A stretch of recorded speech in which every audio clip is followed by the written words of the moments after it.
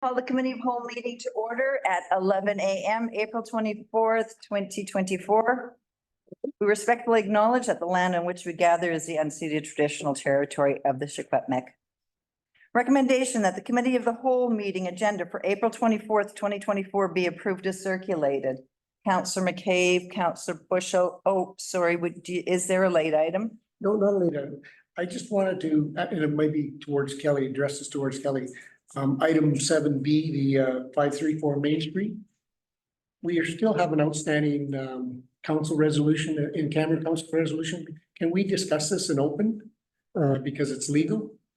Well, we're still waiting for a response from Sue on legal item on 534 Main. Yeah, no, we can still talk about it. Yeah. Okay. Okay. All the in-camera stuff? It's really up to council. We can talk about the agreement here and yeah. Like, I don't wanna postpone this any longer. I think it should go to council, the next council meeting, and we vote on it but I do just think that there's some stuff. We're still waiting for a resolution, the last in camera.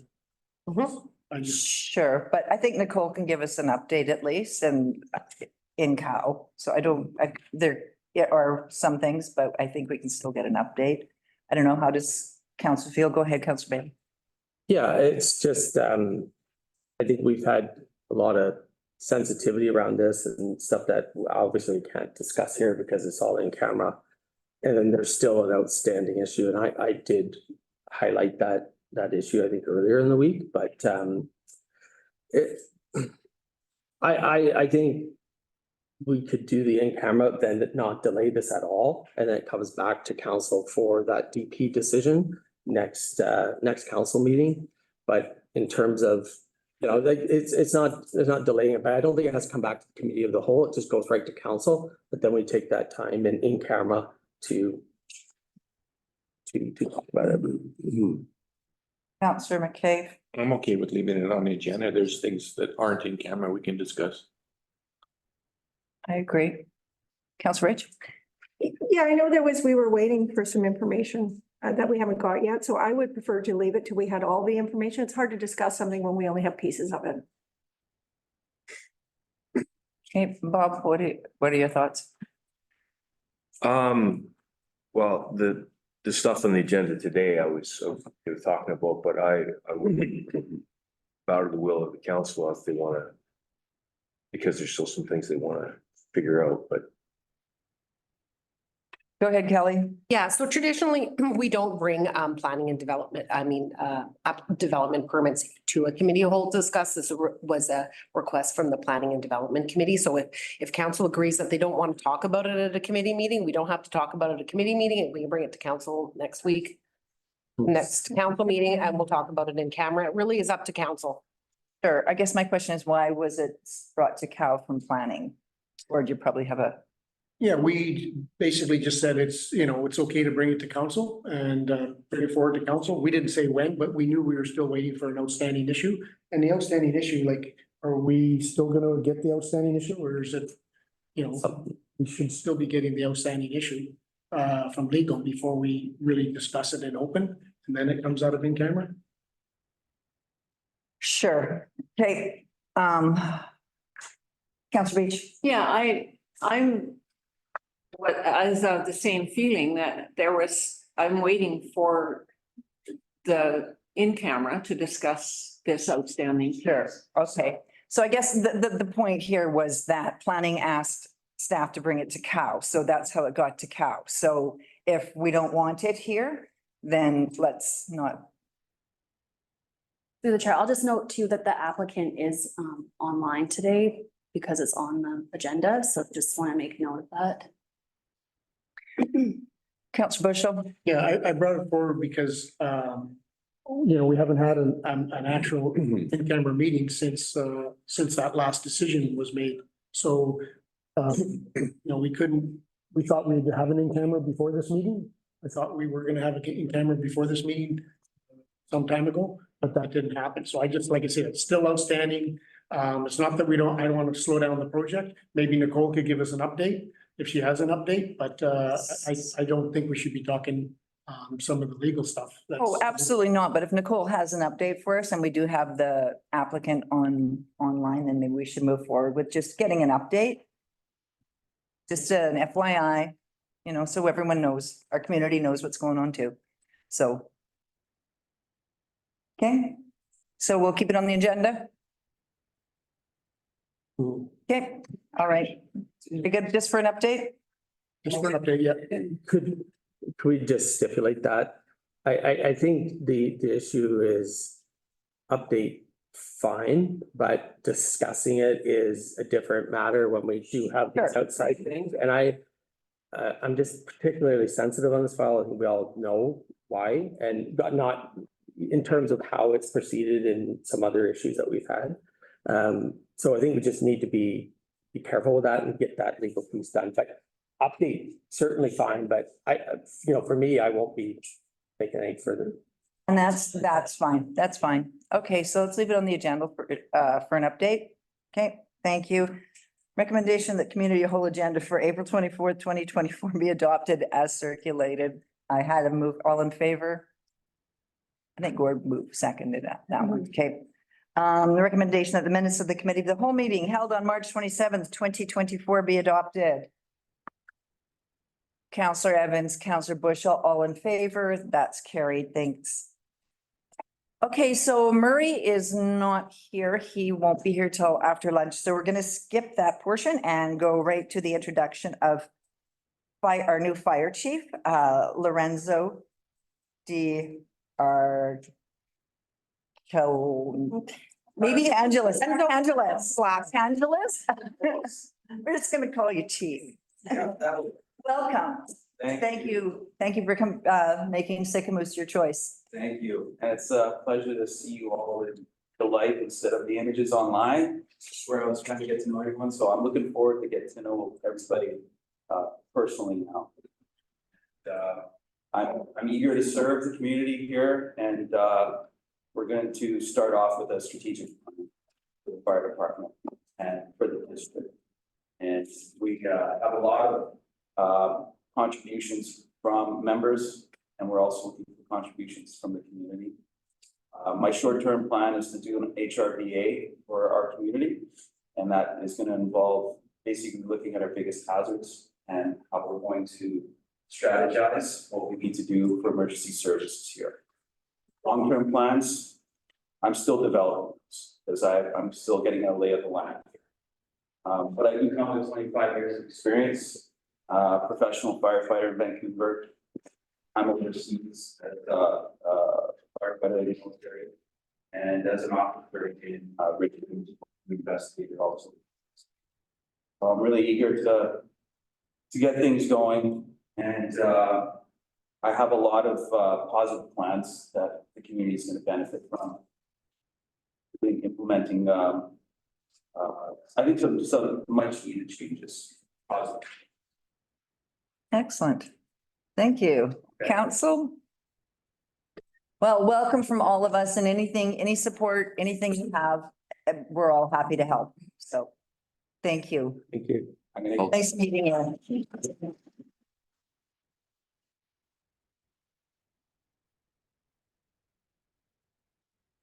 Okay, then we're going to move on to recreation events update. Jamie, you've got the floor. Good morning, the chair. I am here to present our quarterly recreation update for the district of Sycamoose. So jumping into where we're at, we're into the long-awaited after-school club transition. So we've been going back and forth quite a bit with Amar, the owner of the Kids Kingdom Childcare Center, and going and asking him where he's at with his renovations. So it looks like his renovations are going to be finished late May, early June, fingers crossed. So with that, the agreement was made that the after-school club would remain with the district of Sycamoose until the end of the school year, which is June 26th. During this time, this last month and a bit, we've been working with the parents as well as King's Kingdom to make sure that the transition from the ones from our programming into their center runs smoothly. So going back and forth with Crystal and Lamar, we now have rates, we now have programming, times, dates, things like that, when they'll be operational. And so we've been communicating back and forth with the parents on how this is going to be handled. It will put out some fires because there's, people don't like change, and there is some questions that they've had, but I think for the most part, we've been able to answer those. And we're pretty sure that 85% of those who attend our program now will be able to qualify for the childcare reduction fee, as well as the affordable childcare benefit. So if that's the case and they actually qualify for that affordable childcare benefit, they'll actually be paying less for after-school care and summer kids club than what they currently pay with the district of Sycamore. So this is a win-win, but it's just working with the parents to get them to understand that there is a little bit more work involved. Like, they do have to actually create a BCEID. They actually have to make sure that they're current on their taxes and things like that, that is done in order to apply for the affordable childcare benefit. Once that is in place, then they will most likely, most of our families will qualify for that. So we have put them in touch with the Bar and Crystal, with the daycare, the resource center has offered to help. And then we've offered, I've said to parents, if you're really stuck, come and talk to me and I will put you in the right direction as to who it is that we need to speak to in regards to that. So this is looking really promising.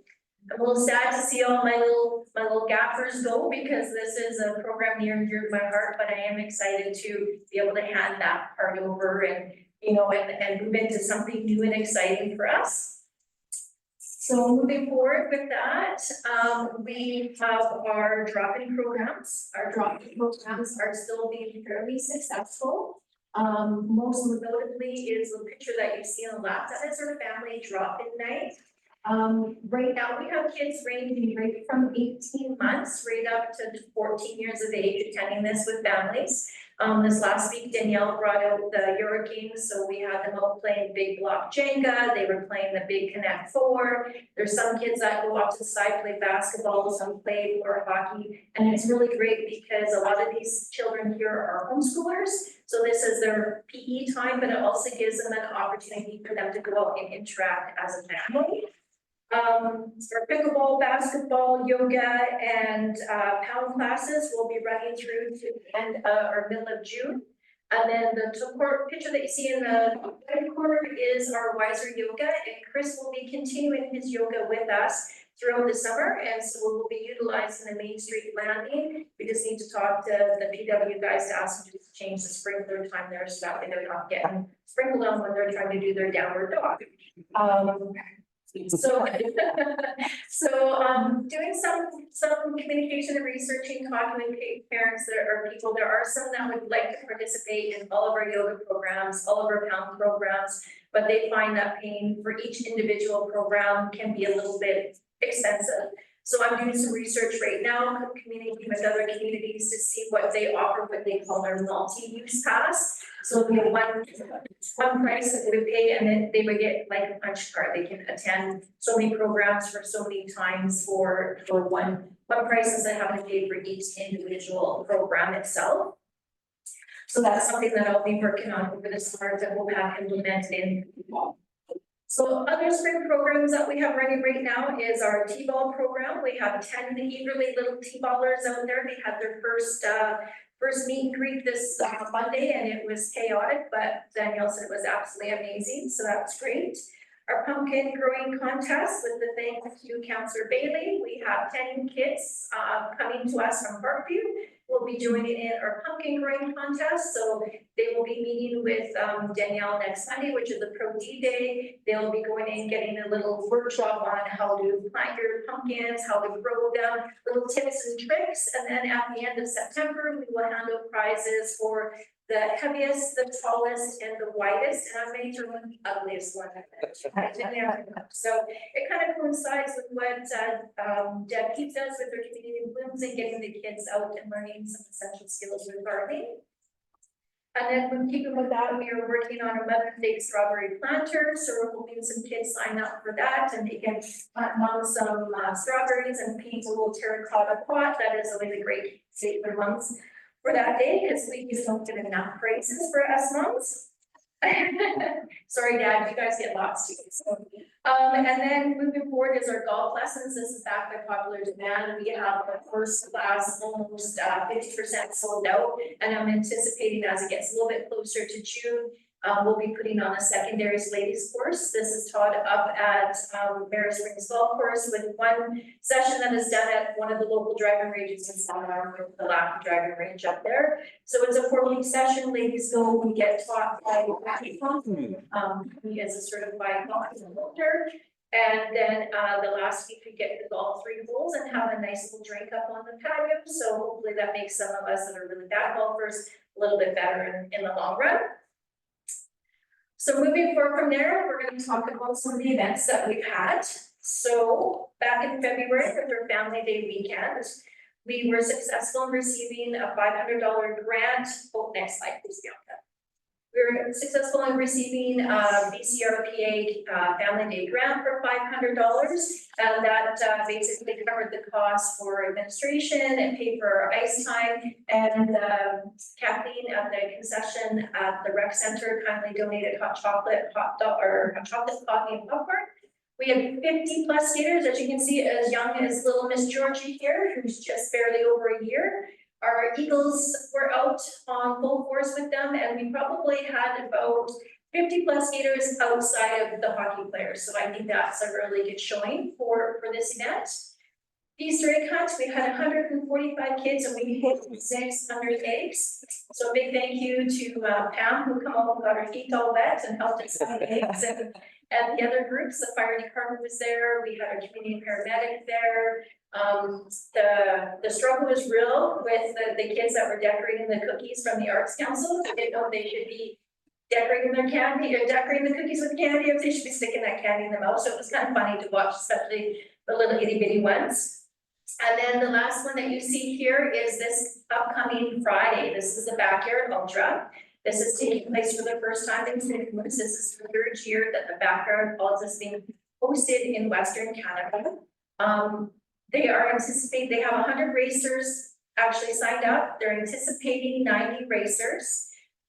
Kara is asking if any of mayor, council, and staff can be there for when they start at 8 o'clock on Friday morning. Be great. This is an endurance run. Daryl's already talked a bit about it. They run 6.14 miles every hour on the hour. Last year's race ran for 36 hours at Little Mountain Park up in Salmon Arm, and they're anticipating that this year her goal is to hit 50 hours, and she thinks that she can incorporate that because our course is actually flat. So let's see how this goes. Kara's hoping that this course works out well, and if it does work well and they have it for a couple of years, she will apply to make this a national race. And so that means that we would be getting people from all over Canada and the States to participate. This one here is just national for people from Canada, but as soon as we turn international, we can actually have an international runners participate. And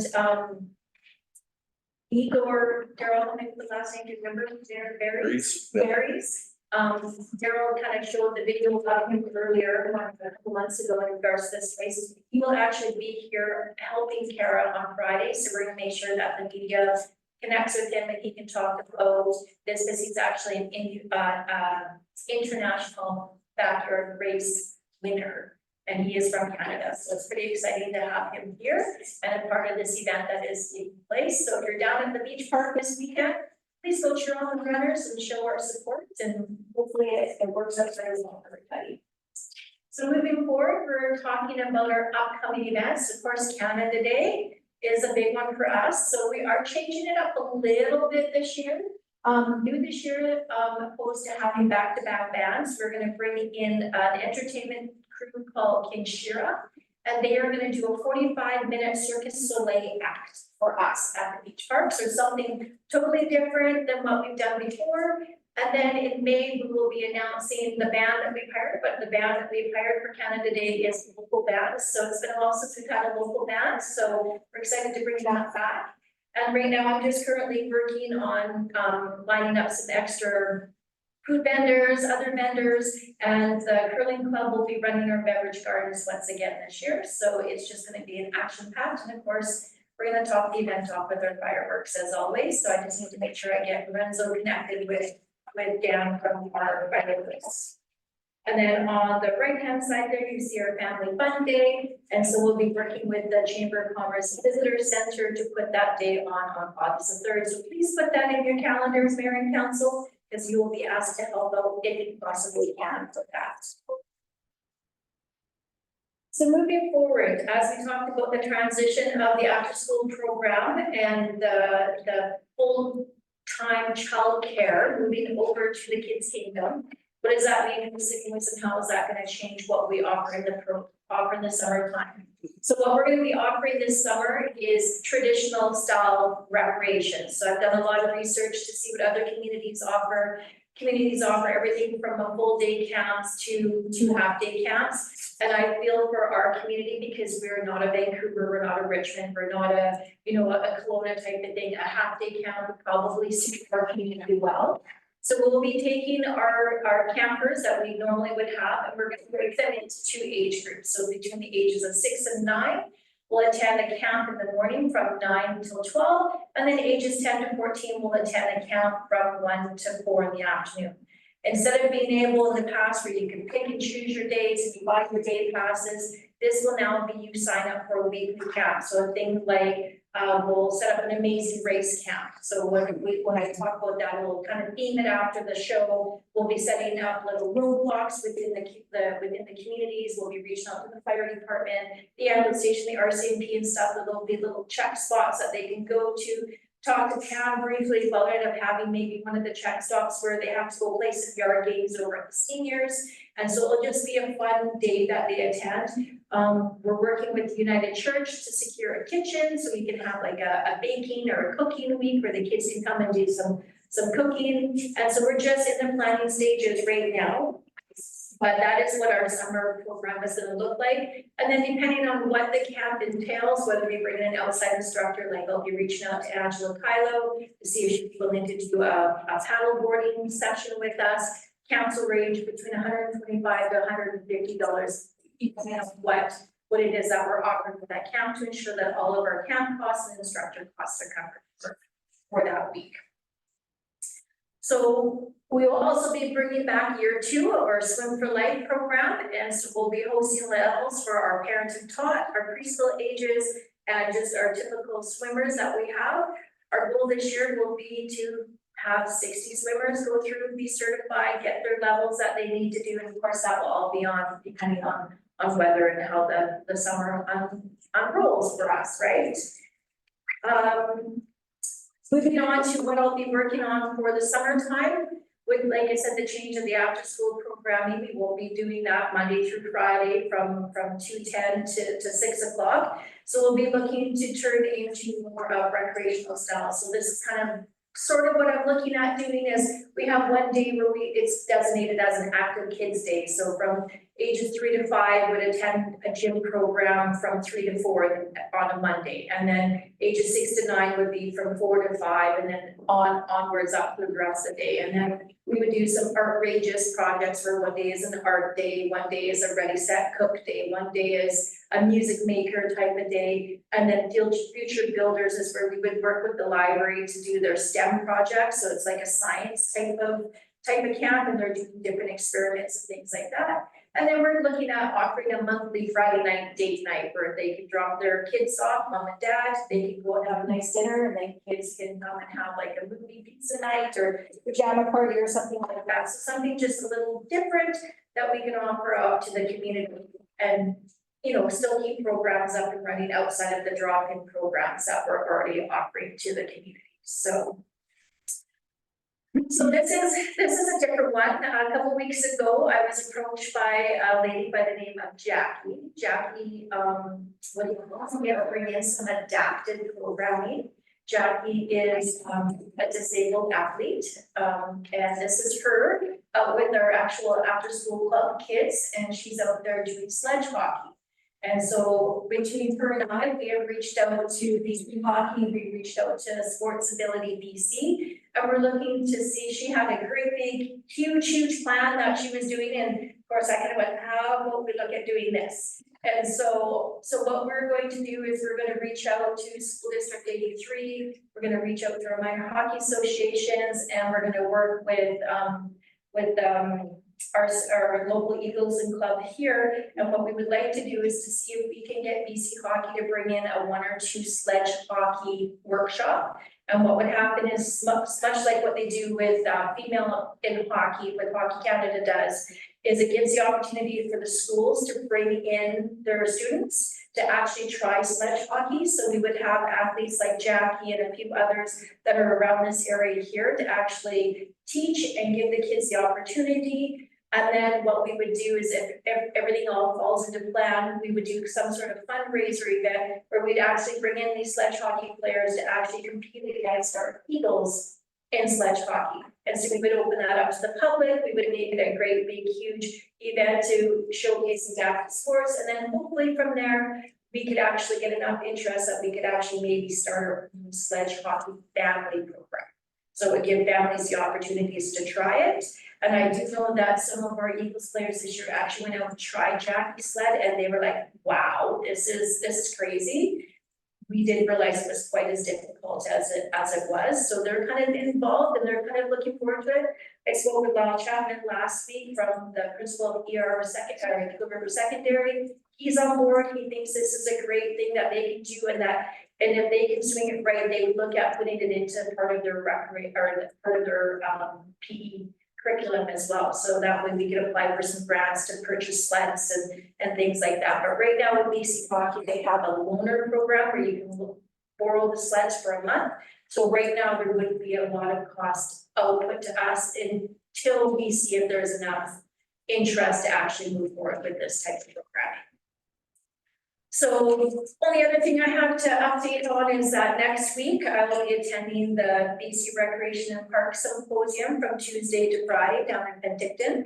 Darryl will be joining me on the Wednesday, and the sessions that I will be attending will be focusing around physical inactivity, developing relationships within First Nations and recreation opportunities there, transforming organizational culture within recreation, and innovative subsidized recreation. So there's going to be a lot of conversations around how we can make recreation affordable, free for all, that type of stuff, and then do some outreach to provincial and federal governments to make those funds available. So then that way we can run these programs and not have it be a cost burden to families who want to participate. So that's recreation in a nutshell for now. Jamie, thank you so much. You always do a great job, and I don't think there's space for anyone in Sycamore to be bored this summer. Like if you are, it literally is a problem for you. So no, great job. You've got a lot of things coming on up. I love it. And I love and plug and play. I love when there's lots of stuff for the kids to do outside and lots of activities and just creating great friendships and I will be at the Backyard Ultra, as you know. I'm gonna be doing the Not in your pajamas. I know it's at like 7 o'clock in the morning. What does one wear at 7 o'clock in the morning? 7:45, if that's a little bit easier. So No, that's fine. I will be there to welcome the runners and get that going. But great job and thank you. Go ahead, Councillor Beach. Yeah, through the chair. Jamie, you always cover everything, and I'm really pleased to see the adaptive sport being brought in, because it's a way of educating everybody, right?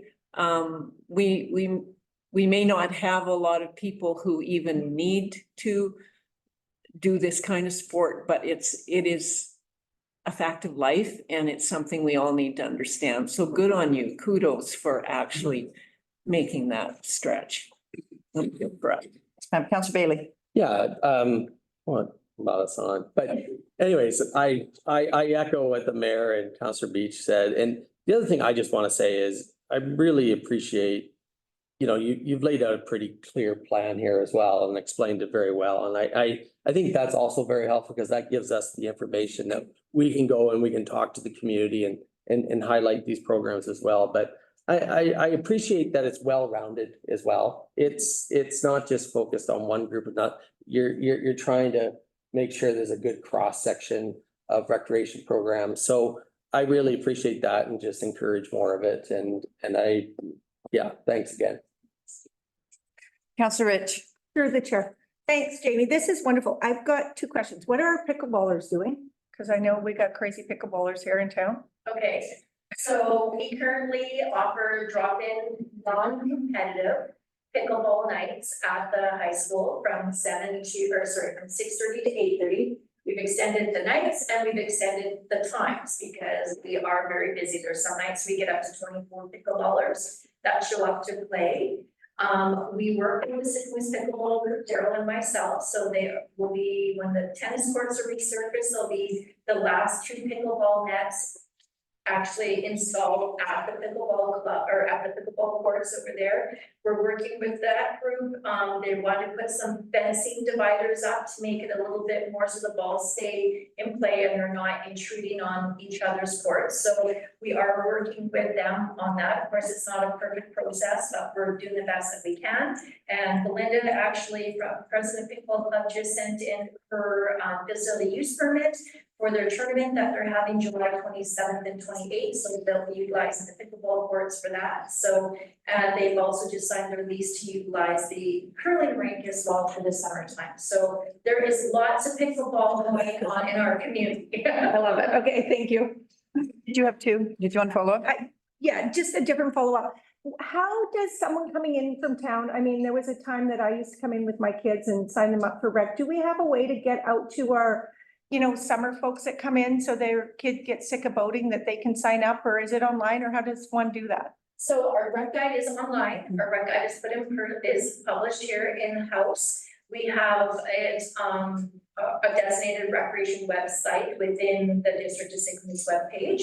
A lot of it is word of mouth, and even like with the transition that we're making for the summer, for the Summer Kids Club program, for those who've come for the last 2 years through our Amelia program, I can just click one button, shoot out one email, and it goes to all the participants. So they've already been emailed and told how the changes are looking for the summer, what it's gonna look like. And a lot of that came from feedback from the parents as well. Like I know that my neighbors across the street, Nixon's 11, Elliot's 7. Nixon doesn't want to play to go to the same group that Elliot does. So that was part of the reason why I made the transition of the age groups that I did, because it will make us have the opportunity for those 10, 14-year-olds that are like, oh, I'm bored, I don't want to do what the kindergarten kids are doing, because we see that in our after school program. So this gives us the opportunity to actually service more children and make our programming more age appropriate for the ages that they're in. So I'm actually quite excited because I actually get to do rec. I'm not doing childcare anymore. I get to do actually recs. Awesome. So like I said to Daryl, so just wait till after I come back from the BCRP. You think my ideas are harebrained now? Thanks, Jamie. Counselor Bushel. Through the chair. Yeah, great job, Jamie. I always think recreation is tied to economic development, and I kind of remember 3 terms ago when they were gonna shut the school down because we didn't have enough kids. And now we're overflowing, and that really helps, in the community for economic development. And, great job. Appreciate it. One thing about your music, don't forget to lean on Mike from Riversong Guitars. For music and the kids programs, I'm sure he's really. It's just a matter of me getting Mike and my schedule are not jiving right now, but I have reached out to him as well as Morgan Touton. Yeah. Who's here in town as well. So those gents I've been working with them. These programs are more so, when I say music programs, are more so where the kids create their instrument and that type of stuff. So it's not something where it's costly for parents, and it's more, that will be more so tailored to the toddlers and that sort of thing, opposed to, like an actual guitar program or things like that. So yeah, like I said, it's gonna be a lot of tweaking and a lot of seeing what works and what doesn't work in the next little bit. Okay. Thanks, Jamie. He's just about a month away from moving his stuff and everything, so he's getting close. Thank you. Counselor Evans, did you have No, just a good job. I'm excited. Perfect. Anyone else? Okay, we're good. Thank you so much, Jamie. Okay, moving right along, we're gonna go to first quarter bylaw report. John, you have the floor. Morning, Council. Just a really brief report for me. It's been happening wide world from January to March. Currently, I have 75 active files. Between January and March, I closed 43 files. Wrote 26 tickets. We received 54 submissions through our web complaint forms, and out of those submissions and other phone calls, emails, etc., 90 complaints that came in did not require formal files and were dealt with through the Knock and Talk education campaign, which is still really successful within the district. So very happy with that. Just a brief summary of what the files that I've got open are. The majority of them are unsightly files or short-term. With that, if council has any questions. Council Beach. To the chair, I don't know, can I ask specific to that identifies a source of complaints? And now this probably isn't the space for that. Not that, okay, I'll ask it later then. Okay. Go ahead, Councillor Ridge. For the chair. This is the new. Come and do it. Good, yeah.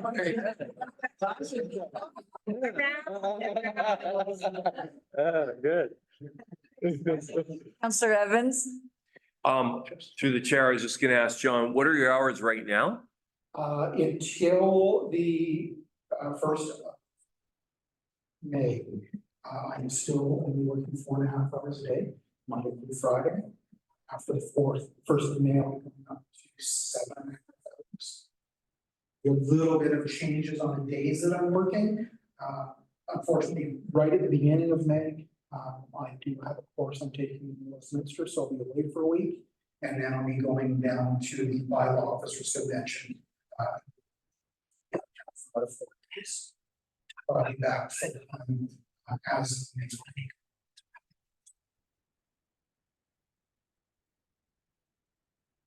Thank you, John. Go ahead, Nicole. Just through the chair, I wanted to thank John, because he's been working through some really difficult files lately, and he works through them in a fair way, and that's important for the district.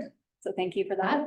And then just to speak on the bylaw coverage, I don't know if we had mentioned that we have some support coming this summer. We had reached out to Vadium Security. They're based out of Salmon Arm, and they have, I guess I'll call it a side business called Salmon Arm Bylaw Services, not associated with the city of Salmon Arm.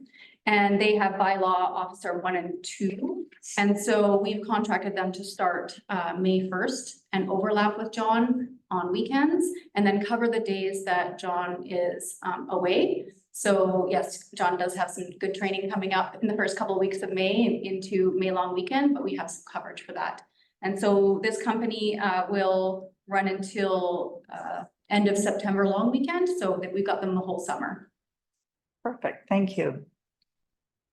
Go ahead, John. If I can just speak to the Salmon Arm bylaw services as well. I am working hard on creating some guidelines and policies for them to ensure that they are working consistent with the district's aims doing education over enforcement and consistent with the way I handle cases to avoid any complications. Perfect. Thank you so much, John. Councillor Bushel. Yeah, through the chair, John, of your 38 short-term rental files, are they like complaints or they're actually applying for short-term rentals, or are you? How do you break that down? Through the chair, the files were all internally started, and they're based upon advertisements that were available. Some of them are for licensed short-term rentals within the district whose advertising is not compliant with our bylaw. Some are advertising operating in non-compliance. Some have moved towards compliance by getting their applications in, and we're just working through the process. Good work, John. Thank you very much. Does anyone else have questions for John? Okay, John, thank you very much. Thank you very much. Okay, we're going to move on to first quarter building permit report. Tyson, take it away.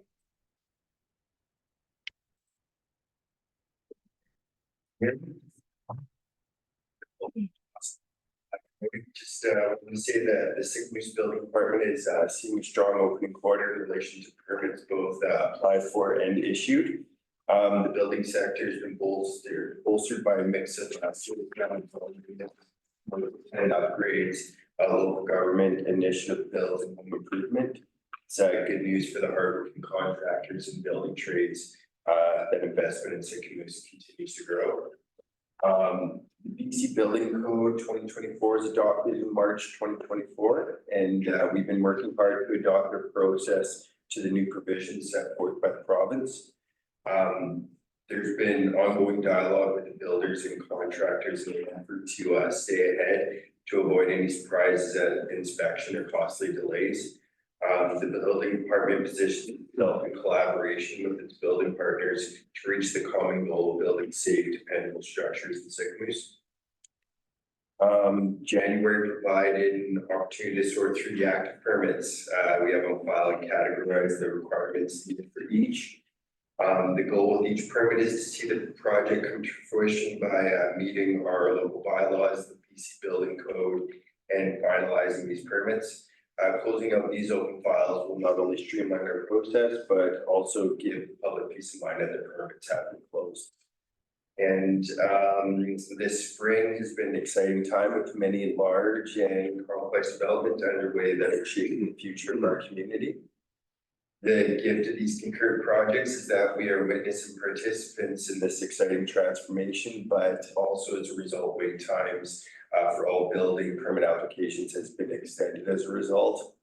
Our permit processing time is currently around 5 to 6 weeks, and we plan on making a bulletin for the public denoting this time so that they can plan accordingly. And lastly, from our department, it's joy to welcome June to the planning department and Renzo, our new fire chief. We are really fortunate to attract these accomplished individuals to our community, and I'm honored to be able to have the opportunity to work for them both. So wonderful. Thank you, Tyson. Anyone have any questions for Tyson? No, you're all good. Go Oilers, go. Yeah, absolutely. Thank you. Okay, thanks, Tyson.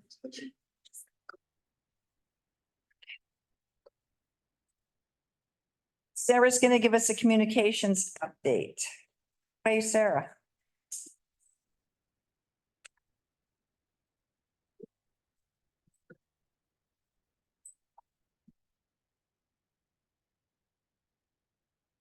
Thank you through the chair. It's weird to present up here.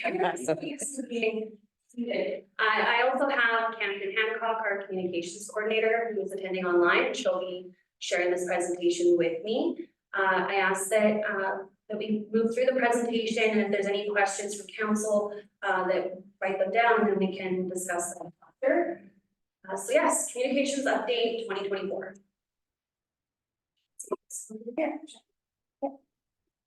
Okay, so an overview of district communications. So communications is a function of the municipality. It is a corporate services responsibility under the direction of the corporate officer or designate. It is intended to be politically neutral and support the corporate image following brand guidelines. And it supports all departments in the district of St. Louis in their service delivery. Okay, so this is the team, corporate services. Of course, our fearless leader, Kelly Bennett, Chief Administrative Officer and Corporate Officer, myself as the Deputy Corporate Officer, our Communications Coordinator, Camden Hancock, Executive Assistant, Candice Yost, Office Clerk, Phaedra Kennedy, and our Receptionist, Diana Blake.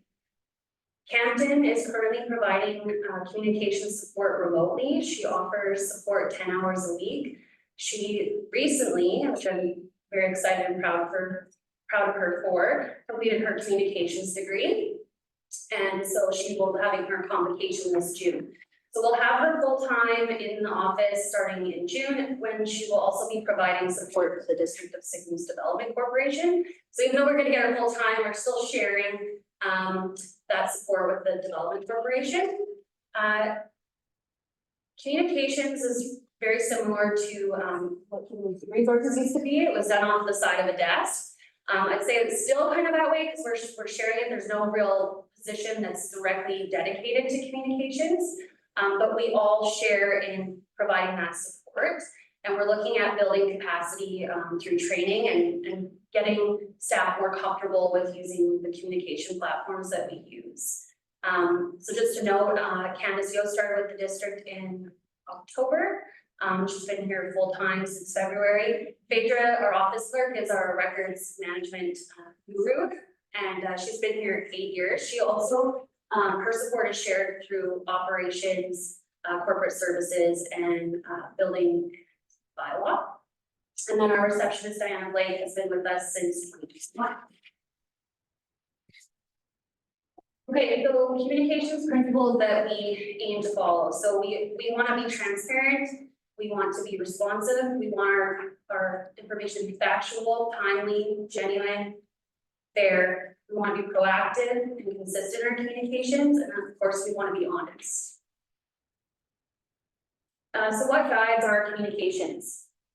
So as we all know, local governments are creatures of the province. We have to adhere to provincial legislation. So we're always considering that in what we communicate. For example, there's specific rules around the freedom of information, protection of privacy. We follow our district brand guidelines, which I believe were adopted in 2016. And there is an engagement process followed adopting those. That's the Sick Moose Live More.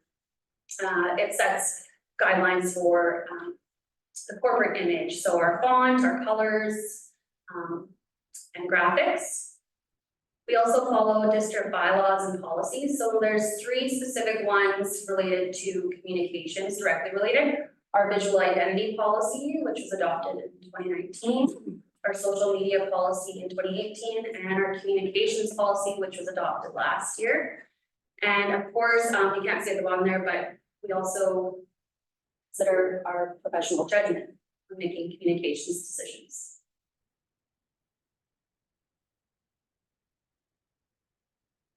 Right.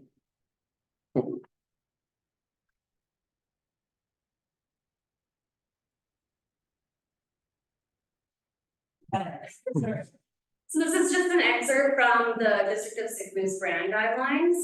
So it says Sick Moose is a way of life where the energy of nature sparks the energy of the people. No matter where you sit on the energy dial, where bird watching recharges some, wakeboarding refuels others. All ultimately are inspired, rejuvenated, and enthused because in Sick Moose, we believe in a life lived with spark. So that's why you see the spark on all of our graphics. You'll see some of our branding here. So we always want to make sure that we're staying on brand, and part of the corporate services team is making sure that in our communications, regardless of the department, that we're following our brand guidelines. So internal communications, this is big. So we've adopted the principle that we need strong internal communications to have strong external communications. In 2022, Campton initiated an internal communication survey that was just with staff, so it was not with council was not included. And what that found was that there was an overall feeling of disconnect between the departments and wanting to have more internal communications. So with that, we developed the weekly email updates that council and staff receive every Friday. And it gives our departments an opportunity to let one another know what's going on and stay apprised of what's happening district-wide. It also can be a little fun, and we get to see the achievements of what staff is doing. We have bi-weekly management meetings, so that's where senior management meets and provides updates. We do have a communications board upstairs, and I think at Public Works you have a communications board as well for notices, occupational health and safety, QP information, and staff events. We also use Outlook calendars and Teams on Teams.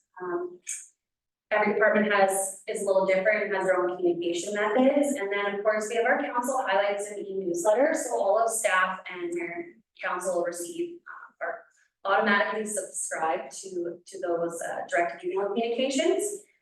So it's essential to have communication systems in place for council and staff. And in our communications with each other and with the public, we aim to be respectful, courteous, and collaborative.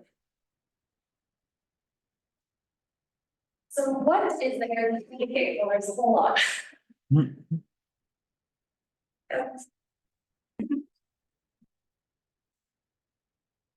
Okay, so a big one is the services we provide.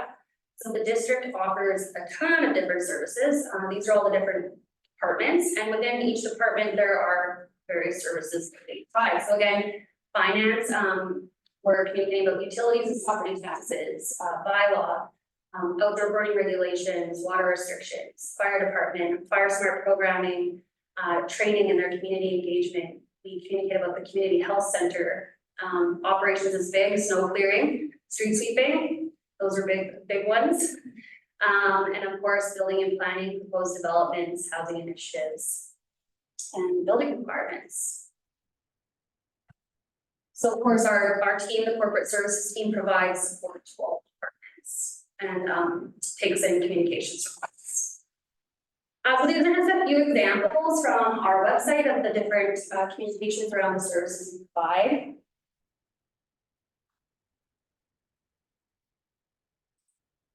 We also have statutory obligations that we have to fulfill. So that would be communications about employment opportunities, meeting schedules, agendas and minutes, public hearings, so zoning and OCP amendments, also for temporary use permits. Certain bylaws require additional engagement with the public, such as our financial plan, development cost charges, and council procedure bylaw, permissive tax exemptions. So all that takes time, and there's a requirement to provide notice in newspapers. We have our annual report and statement of financial information, and then of course any leases and land disposition.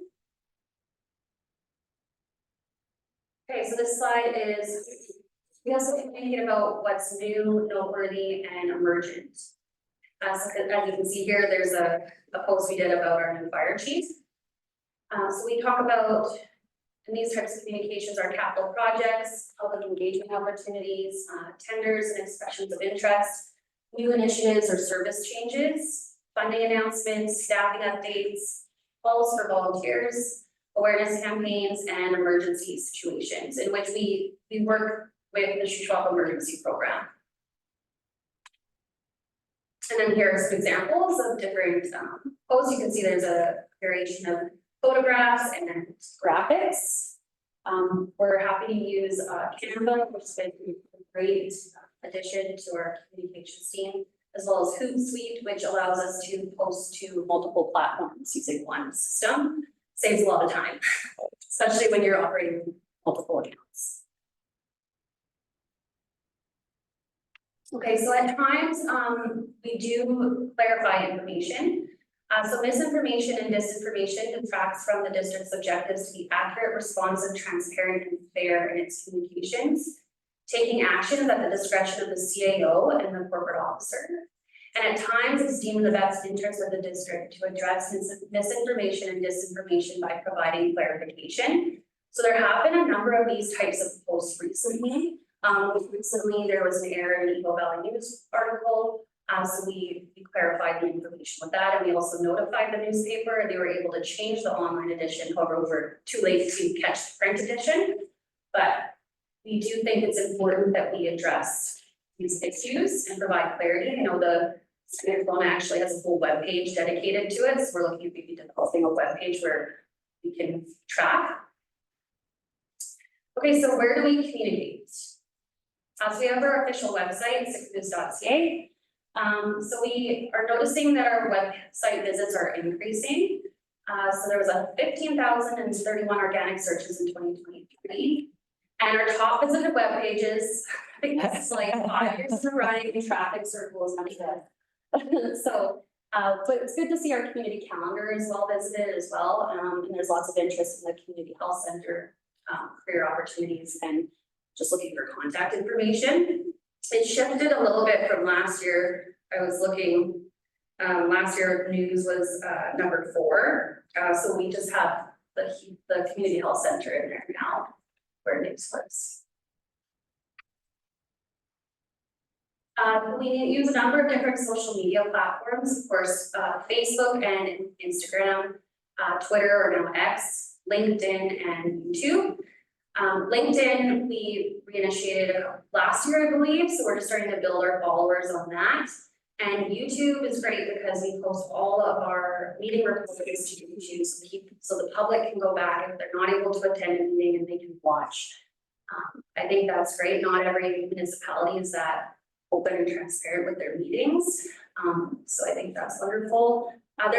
There's new accounts that we have too. So we've created a new Sick Moose Recreation Events account that's just specific to that. We have the Sick Moose Community Health Center account, and now we've also taken over responsibility of the fire department webpage, or sorry, the Facebook webpage. So what we're seeing through Facebook is an increased reach over last year. Page visits peaked on July 1st with Canada Day events, an overall increase by 165%. So we have 178 new follows, and our top performing posts, including information about the Christmas light up parade recap, the pump track that everyone's excited about, and staff profiles. And we're noticing that followers really respond to photographs of the community, events and staff and nature in and around Sick Moose. Instagram had a huge increase, so the reach increased by 179%. Our profile visits increased by 82%. We had 160 new Instagram followers. And the top performing posts include about the holiday train recap. So another good event, wildfire information, pump track, and pump track announcements and staff profiles. And Facebook and Instagram are our most popular social media accounts. So we still use traditional communications. We've got some photos here of the community board, which is actually just out here in the foyer of Municipal Hall. There's a kiosk here, which is actually a District of Sick Moose Development Corporation initiative. I think they're wonderful. That's just along the Highway 97A trail and has information about annual event. We have bailouts, posters and brochures. So there's just an example of the council newsletter, which we actually have one going out this week, next week, couple weeks. And building in Sick Moose brochure that was recently completed for the Development Services Department. We also utilize local media. So that's a photo of the Eagle Valley News, and then we interviewed by Rebel with Castanet. So interesting to note, so tomorrow there will be no Eagle Valley News published. Eagle Valley News and Shuswap Market News are being incorporated into the San Martin Observer, and Sick Moose will have its own section within that publication. So they'll just be printing one newspaper out of that office as opposed to 3.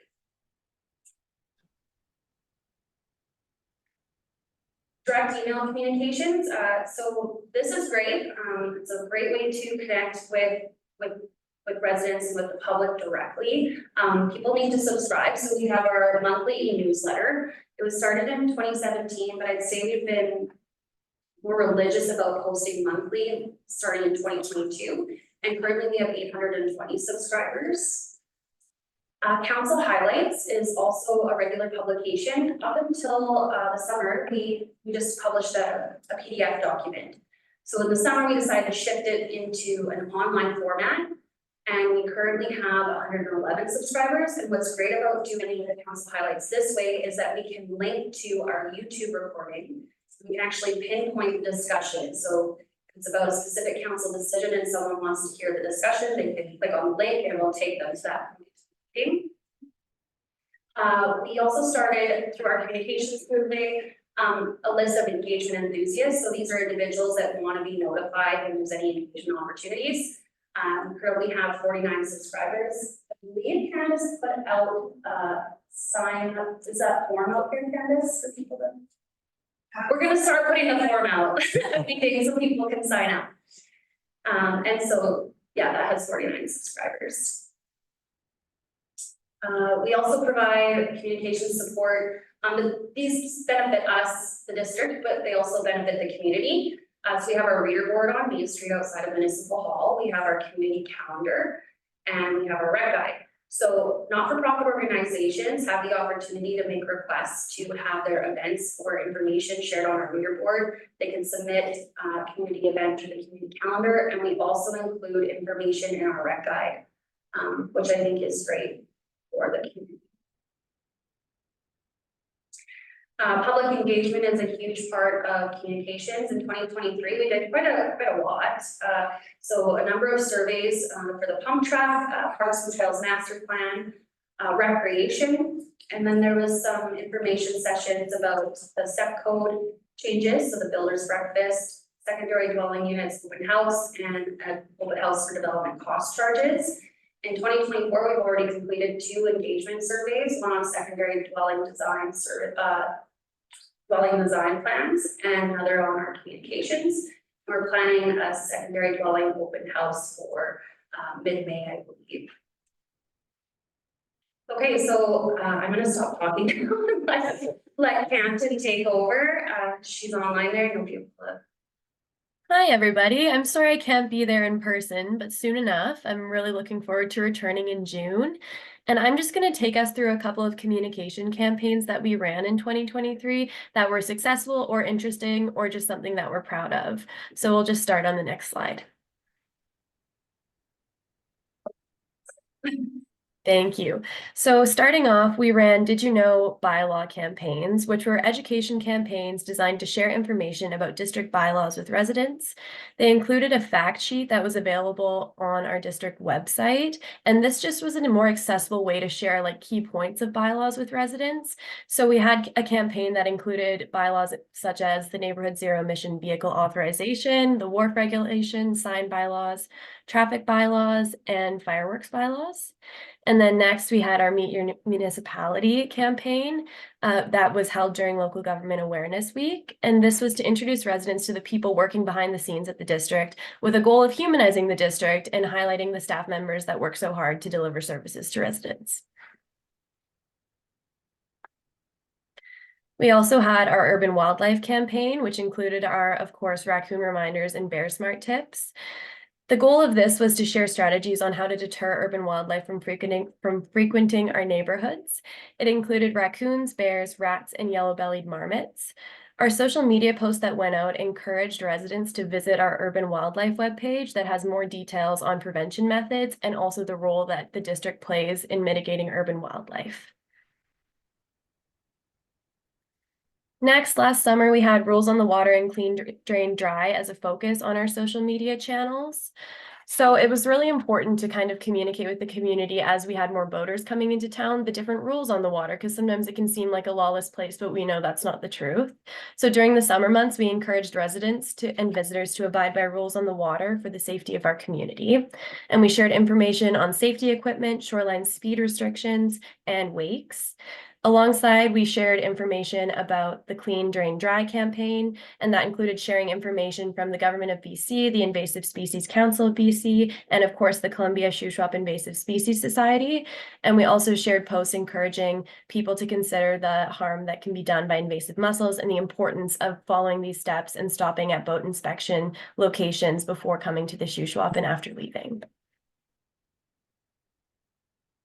These were another couple fun campaigns. Last summer, we did FAQ Friday, which invited residents to submit questions, or we gathered intel from the front desk and we would ask the ladies at the front desk what was being asked all the time.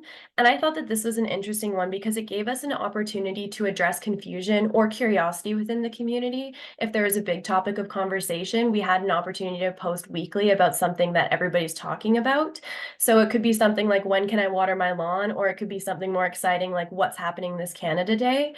And that was pretty well received. We didn't get a lot of comments from residents with frequently asked questions, but I do think it was a good opportunity, like I said, for us to address confusion or curiosity. Next, we had Trivia Tuesday, which was one of my favorite things to run, I think, and it was really well received by the community. At its peak, we received 42 participants in Trivia Tuesday, and how we started to run it was on Instagram. Every comment, so every entry or participant would be entered in a draw to win some Sycamore swag, whether that was a pair of sunglasses or a mug. So after that day of trivia closed, I would spin the wheel and we'd select a winner. And that was just kind of a point of excitement for the summer, and also a really great way to engage with people on our pages, because a lot of times we're just sharing information and people don't necessarily comment or like or send to a friend.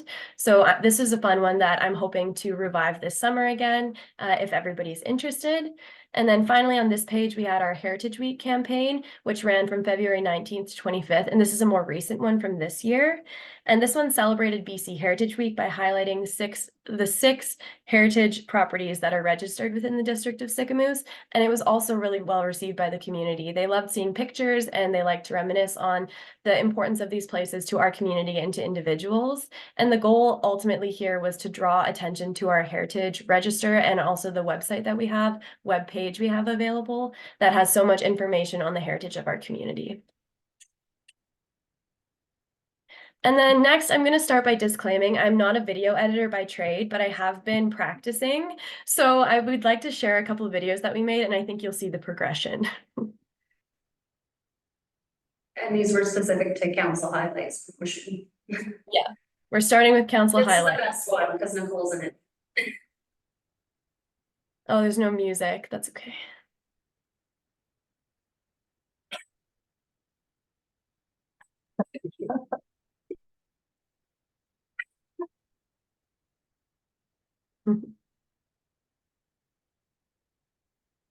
And then this one was when we put council highlights into an email newsletter.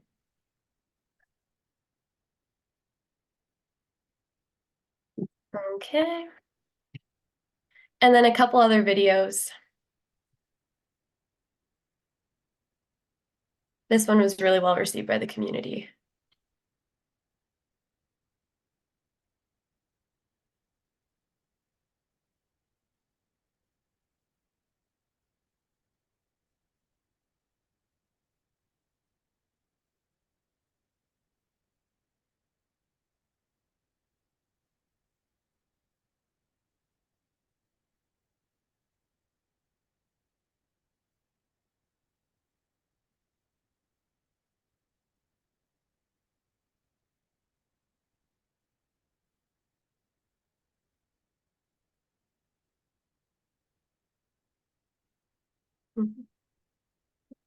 The sidewalk art park, chalk party, was very well attended this summer.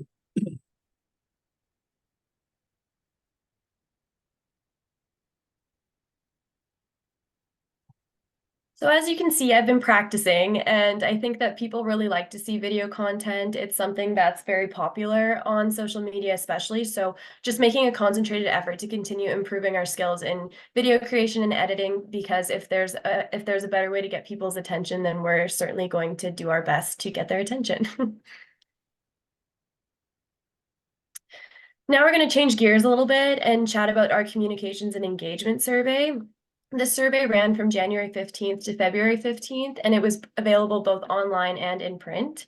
It was actually modeled after a survey offered by the city of Prince George back last summer that I had seen and thought that it would be a great thing for our community to do and some good information for our team to assess where we're at and also make some changes moving forward. Ultimately, we had 99 participants, 80 of whom were full-time residents, 14 part-time residents, 4 Area E residents, and 1 visitor to the community.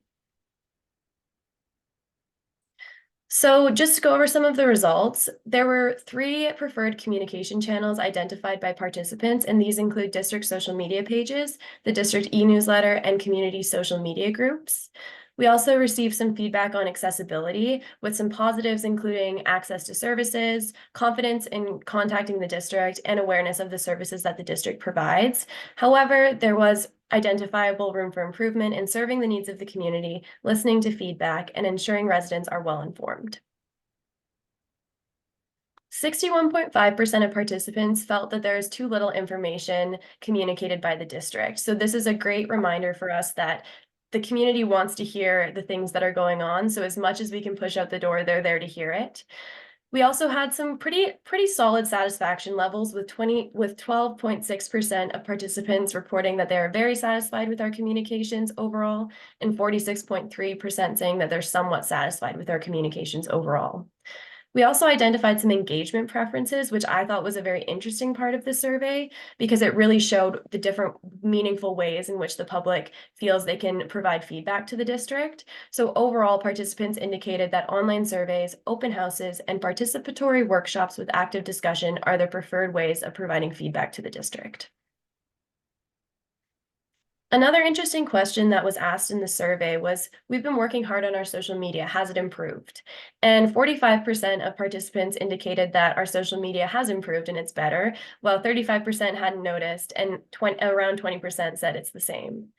Another great question was, what should the district communicate about? And this list is very helpful in refocusing our communication efforts and also just highlighting what the community wants to hear about the most. So up first, we had community infrastructure, followed by district budget and spending, capital projects, council meetings, district events, and development and housing. I also thought that it was important to include some of the comments that were received at the end of the survey. So we'll start on the left-hand side.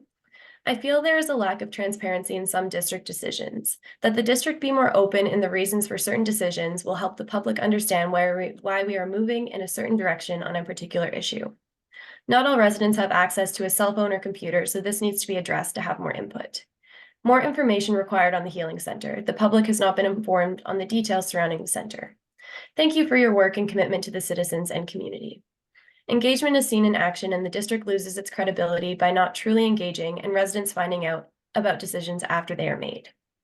The district needs to provide accurate info on all issues and not just dictate decisions. There's a huge lack of listening to residents and too many personal agendas amongst elected officials. So given all of this information, some key takeaways is that there's room to improve always, and that's very much our mindset on our communications team. We're always looking for better ways to connect with residents and get our messages out there. The communications landscape is also always evolving, so it's important that we're adaptable and versatile. For example, taking our council highlights from being a PDF to being an email, a direct email. It's also important to embrace two-way communication using social media platforms and kind of an ask us anything approach. And I think that FAQ Friday reviving that might be a strategy to really just encourage residents to ask questions, and we are happy to provide all the information that we can. We're also going to focus on engaging the public early in the decision-making process and communicate early and often about projects, while also increasing the use of photography and videos, which is something I'm really looking forward to this summer, is taking the camera out and getting some good shots around town, because those are the kinds of pictures and the kind of content that residents seem to want to engage with.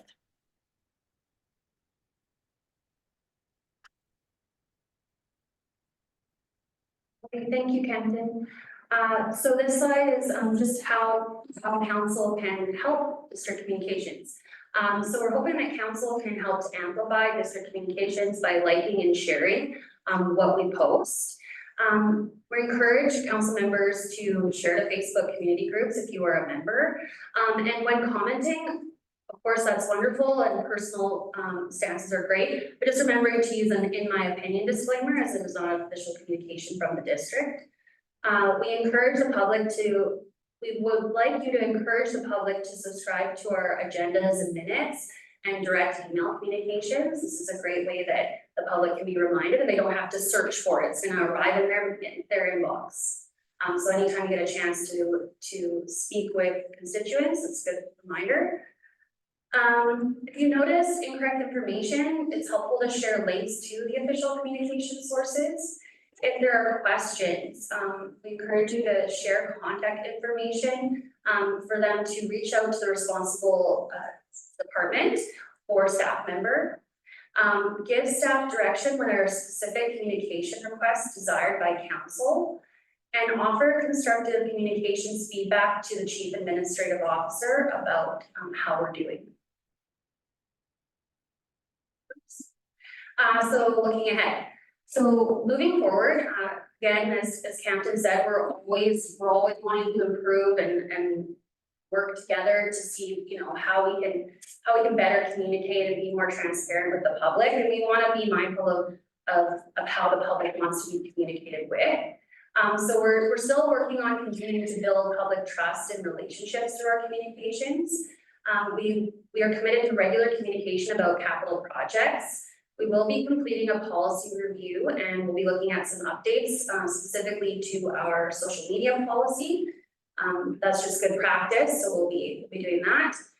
Council and staff communication surveys, this is something that I would like our department to take on, is just like kind of we did with staff, but this time including staff and council and just seeing how we're doing internally. We're focused on digital asset development. So again, as Cam mentioned, both photography and videos. We have communications training scheduled for the fall. We don't have the specific dates yet, but with Jan ends, and it seemed like there was interest from council to participate in that, so that would be great. And then a little further ahead, we really want to look at our website and doing a refresh, as well as 2025 strategic communications. And with that, after a very long presentation, thank you for listening, and we're welcome to take any questions from council. Thank you, Sarah. You guys are doing a great job, and I don't think we're ever going to be perfect, but we are definitely making huge strides to communicate better with the community. So it's never going to be perfect, but I think you guys are on the right track and you do a great job. I just want to make a funny point. A couple weeks ago, we had the public hearing over at the senior center, and we had 145 public attend, and that was simply amazing. And I don't know, 50 or 60 online. Right after the public hearing, the next agenda topic was to pass the budget. There were 4 people left in the room, and that's your second point, that people aren't as involved with the budget. So I find that very interesting that those of the public that was there, they didn't stay for the budget. So anyway, those are my points. Council, do you have any questions? Councillor Bailey. Yeah, not so much questions, but I just want to thank you that's a great presentation. Really, really good.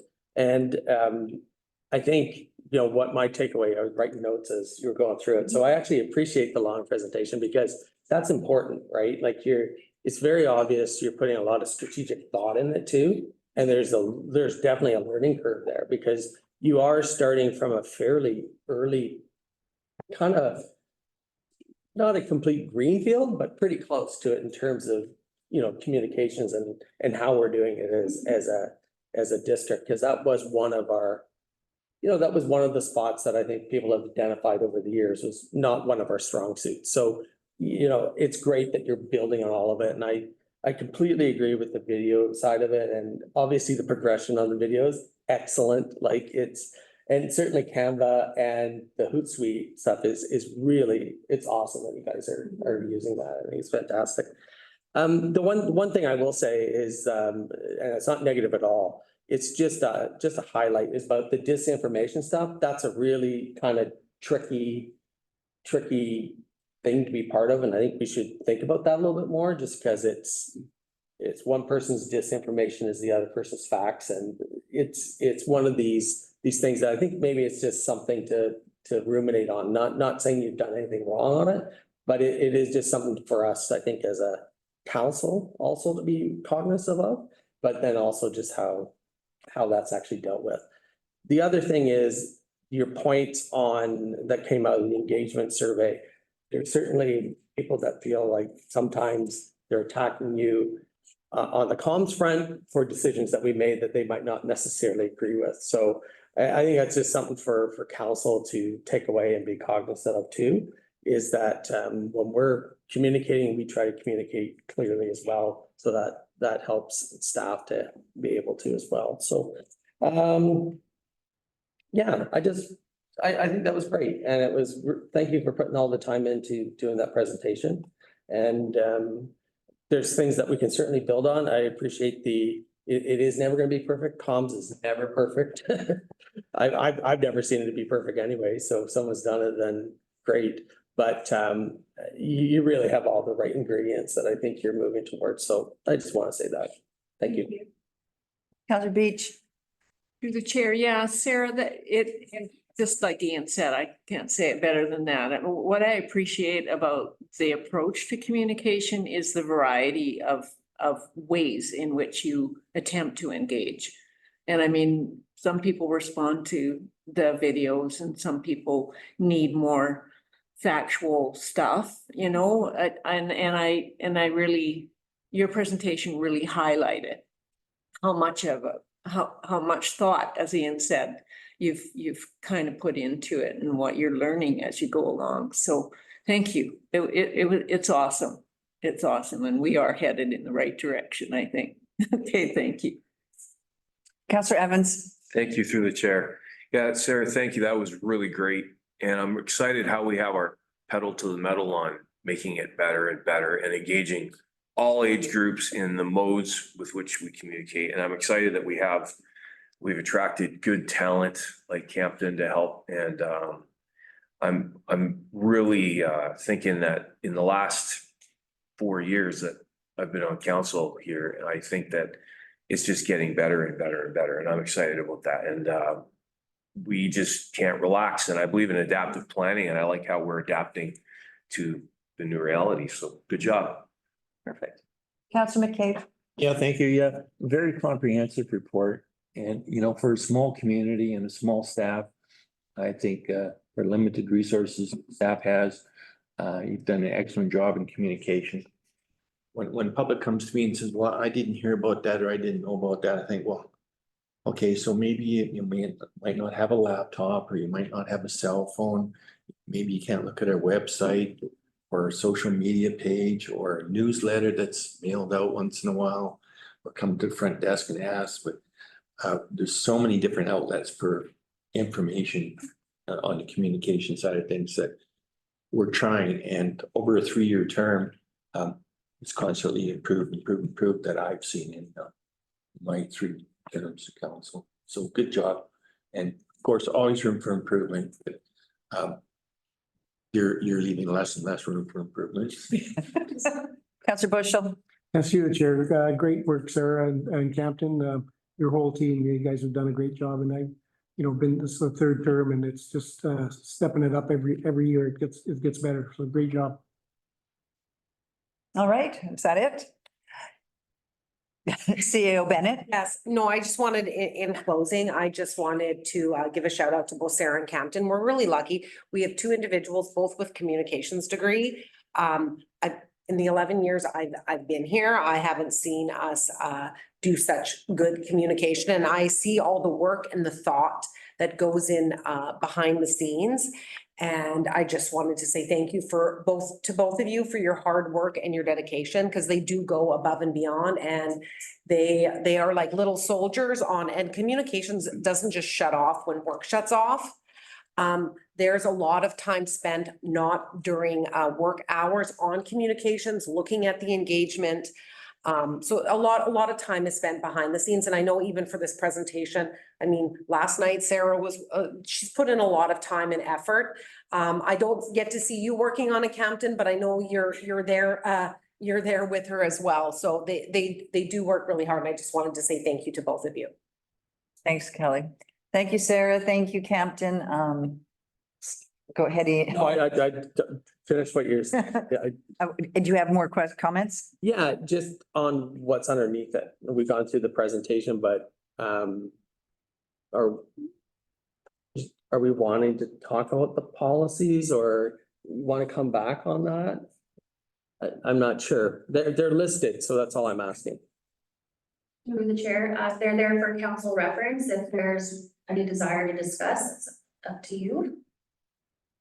Yeah, maybe I'll just make my point on it. I read through them, and I think it's something, there's a council component with communications. Obviously, we're an elected body, and there's that element. So I think at some point, and it's certainly not a high priority, it's just something that Sarah and I did have a chance to kind of touch on and talk about when she was reminding me that I was late on my council or update for the newsletter, which I'm still late on, by the way.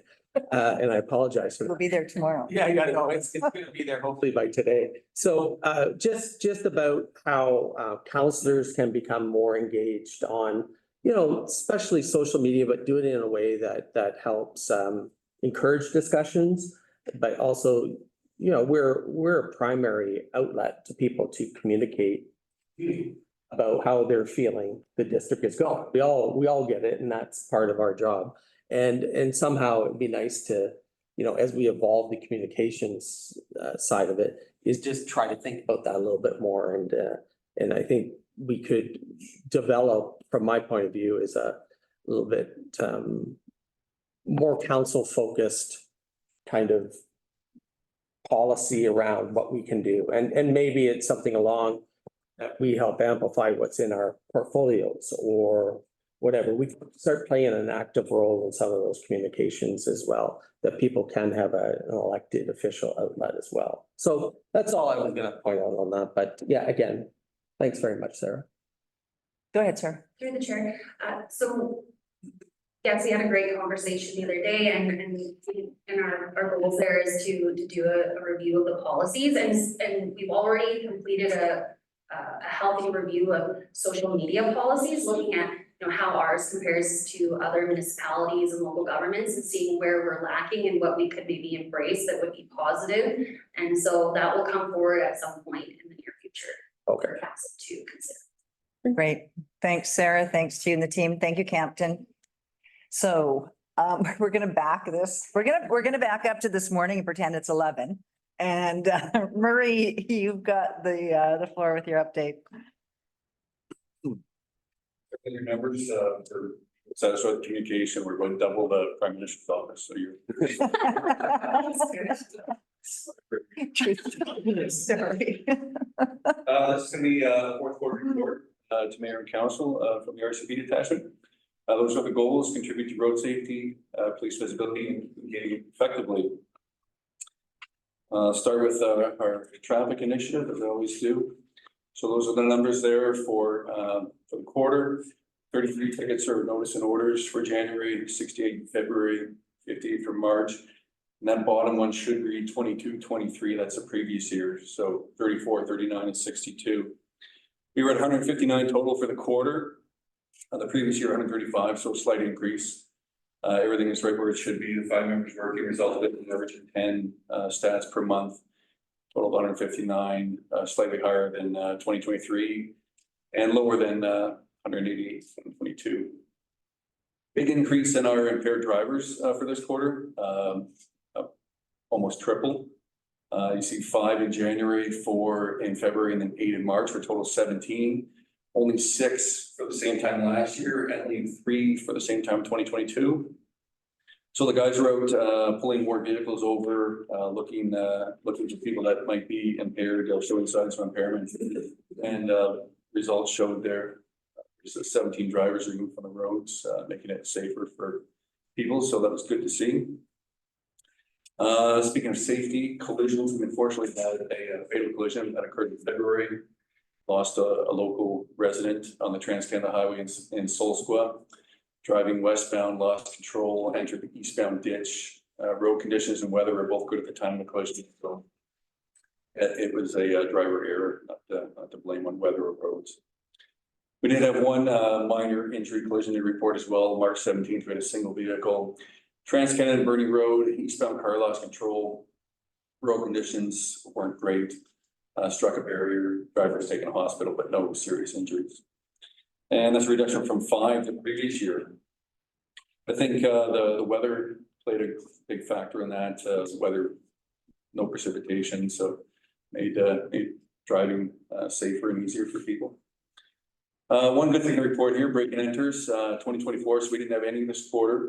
We had no break and enters previous year for this quarter. We see 3 and 2 for the previous years, 2022, 2021. Also no stolen vehicles for this quarter, which was good. We had an increase in that earlier this year, so it was down to 0. Those are numbers for the previous years. And this slide here shows everything that's going on for stats in the quarter. I touched on the break and enters, the theft of vehicles. Impaired driving stands out, that's increased 17, and non-injury collisions. We're down to what, 25 compared to 34. Again, weather was much easier for people to drive. Our call volume was about the same, 429, 424. And there was some drug work here. You'll see as well, drug possessions were up to 4 and a trafficking charge. Now, I did some media releases on that.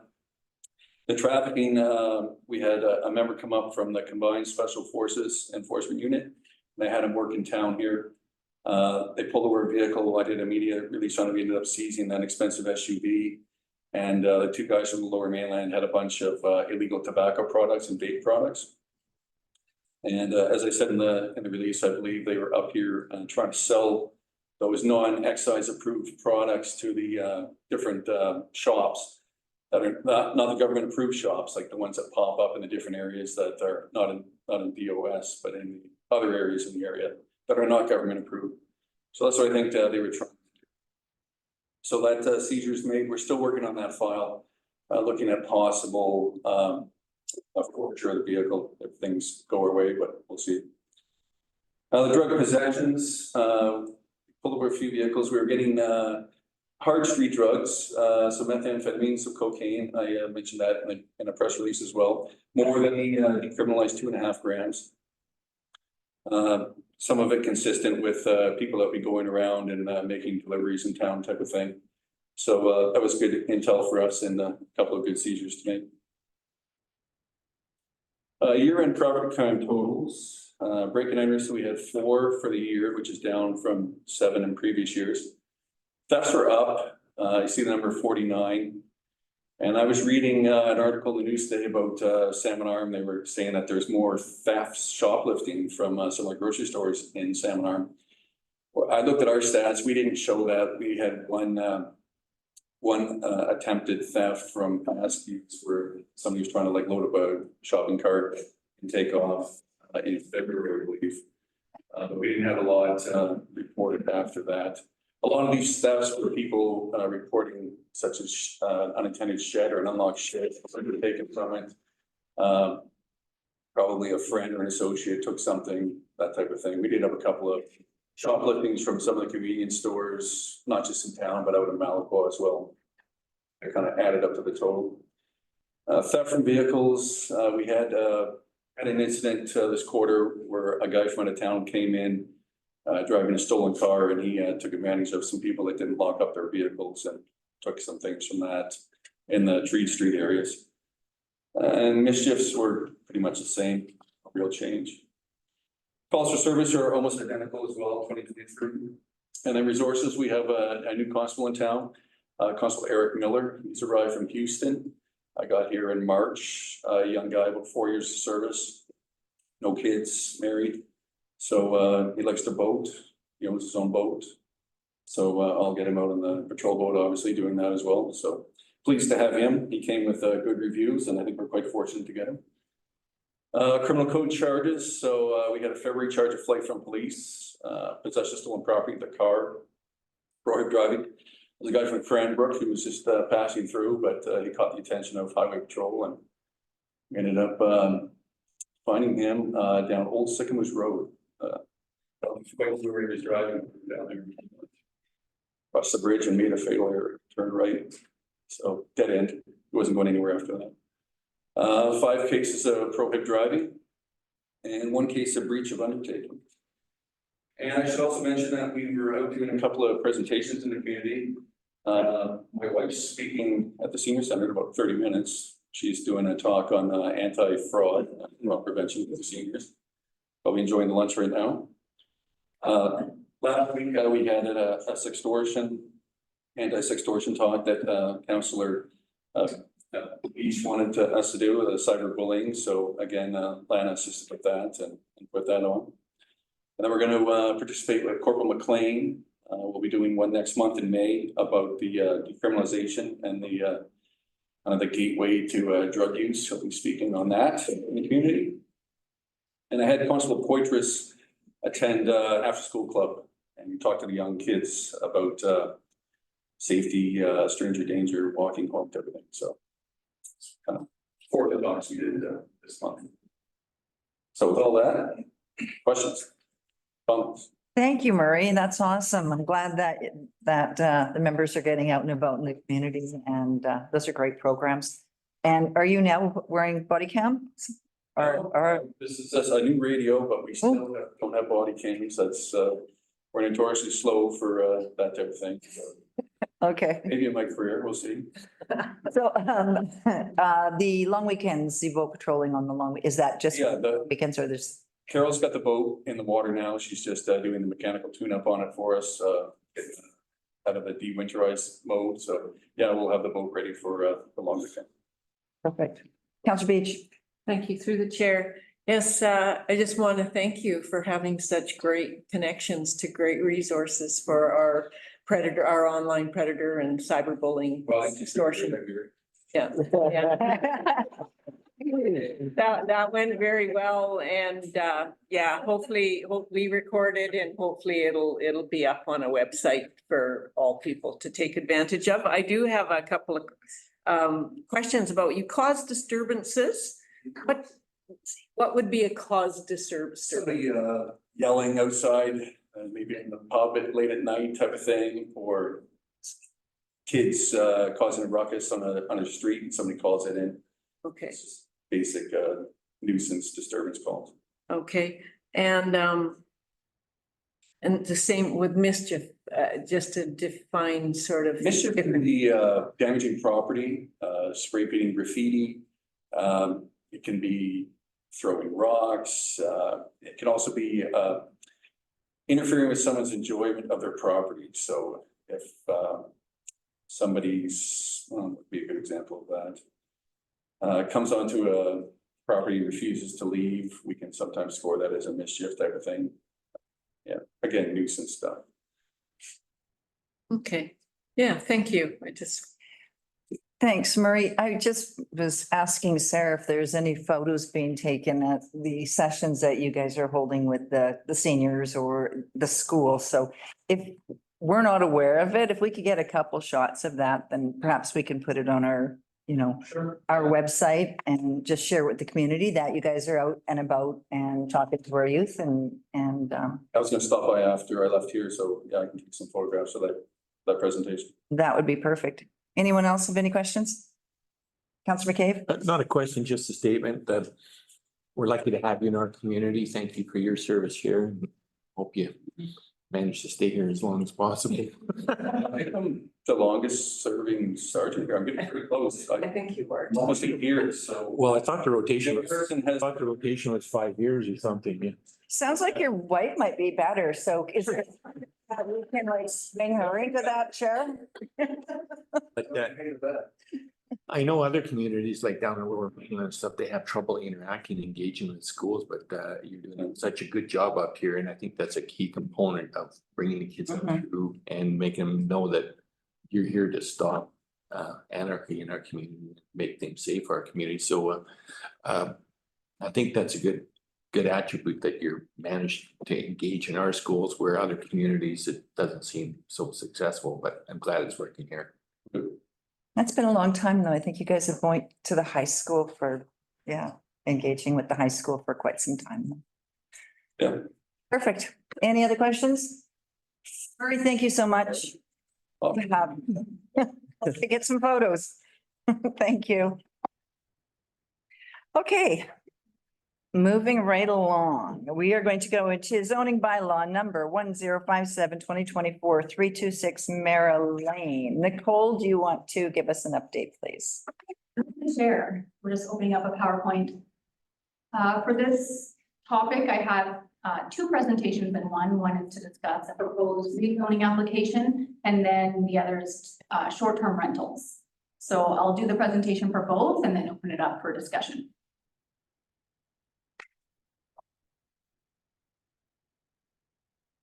Okay, so today's recommendation is just to get some direction on a proposed rezoning application for 326 Mirror Lake Lane and direction for short-term rental business license applications for units within 326 Mirror Lake Lane. So this is the property here, location map on the left, and then an aerial of the property on the right. In the OCP, it's currently designated residential waterfront medium density. And it's zoned MUR2 seasonal accommodation. So the proposal for the rezoning is to go from MUR2 seasonal accommodation to MUR1 multi-unit residential. No new development being proposed in this, it's just the rezoning. So in front of us, we have an application that was authorized by Strata Council, just their signature on the application. And just, I guess there is a big history with this one, but zoning bylaw 101, 1993, the zone, very lengthy zone there, did not permit short-term rentals. I would just say that it sounds like the district of Sycamoose didn't generally regulate short-term rentals. We might have allowed it in some zones. It wasn't really clear. And then when zoning bylaw 1000, 2022 was adopted, we had MUR 2, and that did permit short-term rentals based on historical use.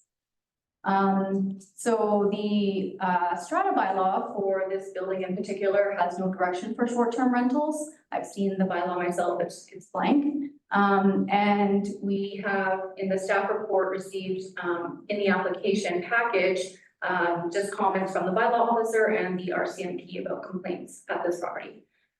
We are aware of a BC Civil Resolution Tribunal case. I feel like I've been talking about a decision from that case since I started in August, and I've heard about it before that as well, but to date, as far as I know, there's no decision. Okay, so we took the application to the Planning and Development Committee meeting, and we just talked about whether or not we should do first and second reading of the application, or if we should require a strata resolution for the application. And if I recall, the Planning and Development Committee had recommended that we get the strata resolution before taking the application further. I think that's it for the rezoning application. Now I'll just talk a little bit about the short-term rentals because they tie into each other.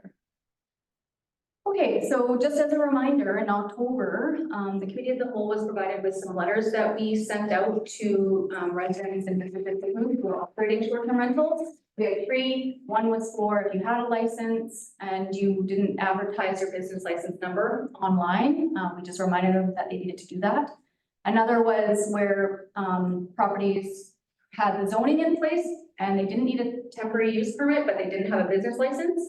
And then the last was they weren't zoned for it and they just didn't have a business license for what they were doing. So it was a bigger conversation for those ones. So we sent those letters out at the end of November in 2023. In February of this year, the non-compliant short-term rentals received a follow-up letter from the bylaw officer and some fines were issued. We had a lot of short-term rental operators come in with their applications and John worked through those with myself. So to date, we have not enforced short-term rentals at 326 Mirror Lake Lane. We are aware, of course, of the BC Civil Resolution Tribunal case that we were hoping would kind of determine what direction we would go with these applications. Right now, in the spreadsheet that I have for short-term rental applications, we have about 17 for 326 Mirror Lake Lane. I say about because the application is from 2022 to this year, and I haven't opened up any of those ones to see if there's duplicates or whatnot, but right now I'm looking at 17. And just recently, in the last month and a half or so, we received 13 official bylaw complaints for short-term rentals at 326 Mirror Lake Lane. And of course, I'm sure we're all aware that on May 1st, the provincial short-term rentals reporting system opens, and the District of Sycamoose plans to use that reporting system to report to the province when someone's operating a short-term rental without a business license to get the ad pulled online. So a little bit of our statistics. Right now we have 62 short-term rental business licenses renewed and new. 45 applications are in review, and they're in review for various reasons: fire inspections required, strata consent forms, or they just have to come in and pay. And right now we have 38 bylaw complaint files open for short-term rentals. John was talking about that earlier, and that's a result of the letters that we issued in November. So before we can report to the province on May 1st, or shortly after that, because they're actually giving us training on May 2nd or 3rd on how to actually use the portal. We're going to send one last letter to anyone who's not in compliance and just mention the previous letters that we've already sent them. We'll talk about our own bylaw requirements because we require a business license to be on the online platforms, and then our intent to report to the province, and then one last chance to comply. So for the business license applications at 326 Mare Lake Lane, these are funny options, but we could issue the short-term rental business licenses with the information that we have. All of them do not have the strata consent form that we typically require. If the CRT case came with a decision that said that short-term rentals weren't allowed, then we'd have to pull back all those applications or business licenses that we issued. And so we could report the short-term rentals to the province with the rest of the people who are not in compliance. But again, the case could impact that decision in that if the decision is that short-term rentals are allowed at 326 Mare Lake Lane, then we would have to get a hold of the province to say, oopsies, we're not going to report these ones. Or we could do nothing because that's what we've been doing for the last year and a bit. Thanks, Nicole. Yep. Council comments? Councillor McCabe. Yeah, I think it should be up to the local owners who own the property to manage themselves, govern themselves, not have the hand of government interfere with their use of their property as much as possible. In this case, we have the option of leaving it to MUR2, so the strata council or the governing body of the building can dictate how they use their property. In the case of them not conforming to proper licensing or having a license, I think folks who don't have a license should be enforced. But folks who have applied for a license, but the last tick of the box is to have strata approval, I think we can suggest, in my opinion, we continue our stance of non-enforcement. Because there might be some governance issues in the strata on whether or not they do or do not allow it. But there's an application pending with our local government, with the district office, and they've met all the other rules except for strata approval. Maybe we can look at those as pending and not have enforcement of those. That's my opinion. Thanks, Councillor McCabe. Councillor Rich. Through the chair. Yeah, I agree with Councillor McCabe. I think this needs to work its way through the CRT.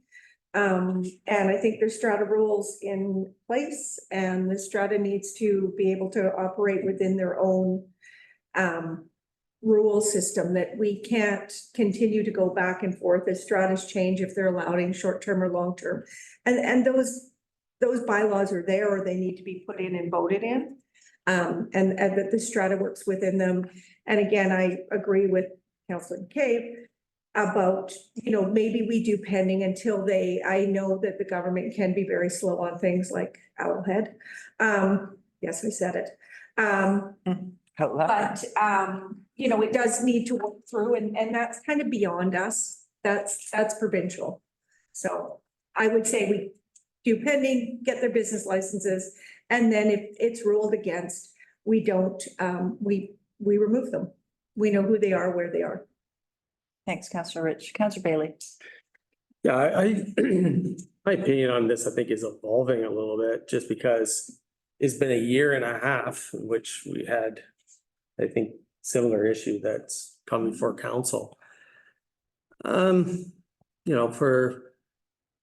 kind of looking for options. I guess the option that I would prefer would be to bring it back to council. Let's take a look at the zoning, hear from everybody again. There's a couple of things that I'm concerned about when it comes to the provincial requirements. 75% is a really high bar to say that you don't want short-term rentals. Is that fair? Is that fair for us to say, well, the only way that you get out of an MUR2 zoning is if you have that 75%? Or is there a better way for us to go forward on that? Is it if you have 65%, then we'll zone you MUR1? Zoning is whatever ultimately this council wants to do. I mean, if we wanted to not allow any short-term rentals in Sycamus, that's possible, right? So it's hard, I guess, for me to continue to look at that 73% of the owners in the building have stated very clearly they don't want this, and that happens over and over again. And now I think everybody's inbox is full again with them stating that desire and then not have some sort of acknowledgement that the vast majority of people there don't want this. I don't necessarily have the exact solution for us going forward, but this is clearly a case that has not resolved itself, that I know. And then a year and a half later, we're pretty much back at the same spot. We also have, I guess, concerns now from the fire department talking about the rezoning or talking about, people blocking fire hydrants and everything else. There's been other concerns that have come by email that there's been lots of call outs to police. It just seems that there's a problem here, and I don't know if we can just continue to kind of do nothing. I wouldn't support the do nothing approach. I think there needs to probably be something done here. Yes, Councillor Bailey, Councillor Beach. Through the chair, yeah, I think too that it's not something that we can just kind of do nothing on. I think that that's a large number of people that are really struggling with this, and the conflict is clearly, they're not going to resolve the conflict on their own. So I'm not quite sure. I don't really think that council should be involved, but I also don't think that we want that building and the setting and the whole thing that the legacy stands for to collapse because of this either. So I think if we can just make an effort to maybe modify as Councillor Bailey suggested, maybe bring that bar down a little bit, and then it'll work out the way it should with a majority vote. Yeah, it's complicated and messy, but it could be disastrous for that whole building, and it's a beautiful building and a beautiful setting for people. Thanks, Councillor Beach. I'm just going to take a turn to, Gord, you haven't spoke yet. Do you want to go ahead? I don't feel this is the district's place. This is a strata decision. And I don't feel that we should be governing what goes on in their space. That's up to them. And until they get 75%, which I think is industry, it's the standard. I don't think that number can be changed, but I'm not 100% certain. But I have lived in a strata where I would rather not, because it had short-term renters in it. So tried it. I didn't like it, so I carried on. But when we're looking at this and we say it's got to be a strata decision, these people who are short-term or pro short-term renters have invested $500,000. The ones that aren't have invested $500,000. It's not, I don't think it's our job to determine how their investment goes. And I kind of feel like this is a strata situation where either, and this has come back to us a second time. Obviously, there might be a strata board change that needs to occur. But at the end of the day, for me, it feels like they need to govern themselves and figure out a way to work their way through this. And as well, I think there are some other legal issues that are going to be coming forward based on information I received late last night. So I don't think this is a DOS resolve. I think this is a legacy strata resolve. So it doesn't matter what the zoning is, it's up to them to implement the rules. So those are my thoughts. Councillor Bushell, then Councillor Rich. Yeah, through the chair, this is a tough one. Like we, the district, First Strata have left it alone for so many years in bylaw 101, and we're allowing short-term rentals. And no bylaw was, no strata bylaw was put forward, obviously, or if it was stood down, I don't know. And then, of course, we as the district, short-term rentals are kind of new. They're now starting to become, fairly active in the community, and we had to get a handle on it for our hotels. And yeah, it's a tough situation. We've left it alone, they've left it alone, but I do agree. I mean, we started a strata, Mare Landing, and we started it thinking that we were gonna do rentals, because we were in the houseboat business and it would, help our cleaning staff, be able to do condos in the off weekends and the strata instantly basically denied it right away. They had enough boats and they shut it down right away. And the strata should put bylaws in place if that's what they have a strata council for. So it's a tough thing. I agree with, I agree with what Ian says. I agree with what Malcolm's saying as well, but I think it is a strata decision for sure. And it's tough when government dabbles into their strata corporation bylaws. So that's my. Thanks, Councillor Bush. Councillor Rich. Through the chair, yes, and I also have lived in stratas a lot on the coast, and there is a process and there is a BC strata. So if you don't like the 75%, then you have to go and approach them, and that would be something to do provincially. And there is actually a place where you can, just like a renters board or what like that, there's a strata board, and you go and you deal with them. I don't think it's Sycamoose's place to start lowering and hiring numbers on who's allowed in what building. And I have a huge amount of empathy. It would be, that's again, one of the reasons I don't live in a strata, because I wasn't allowed to have tomato plants in my flower pots, and they were tomato plants. But, strata said they had to be marigolds or whatever. And so I got out of it. But I think it's beyond us. It's not our jobs to manage stratas. And we've got a lot of them in Sycamore, and we're gonna spend a lot of time managing stratas if that's what our business becomes. Yeah, thank you. Councillor Evans. Yeah, I agree, that we have to let stratas do what they're supposed to do. And it may be messy and it's full of angst right now and a lot of tension, but with the high percentages that they're having the conflict with, I think that they're gonna be able to sort it out, but it's gonna be not us that does it for them. Like Councillor Rich said, if we start doing this now, it's gonna open up a can of worms that we're not supposed to get involved with. So that's what I think. And I empathize. I've read the letters. My inbox has been full all week, but it's the best we can do right now, I think. Councillor Bailey. Yeah, so it's funny that we're having this conversation. A lot of towns on May 1st won't be having this conversation because it's just banned unless it's part of your primary residence. We're in a unique situation.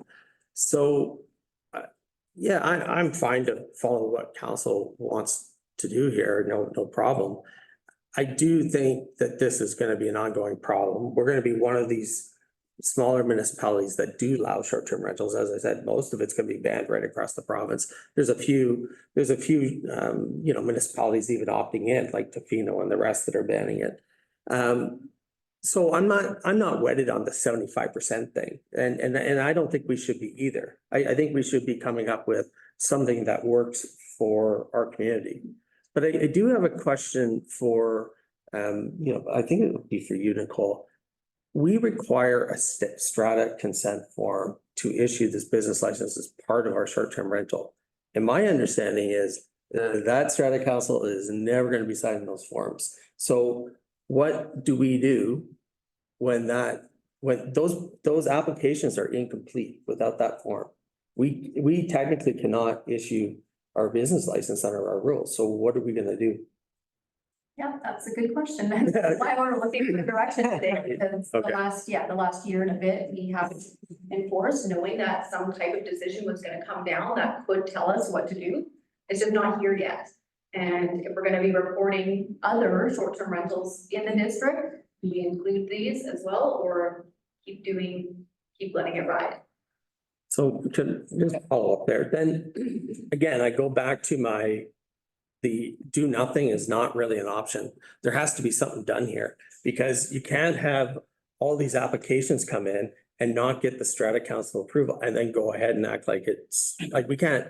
I wouldn't feel comfortable issuing the business license without them completing our procedures. We'd have to go back and change our procedures at the very least to allow that as an option.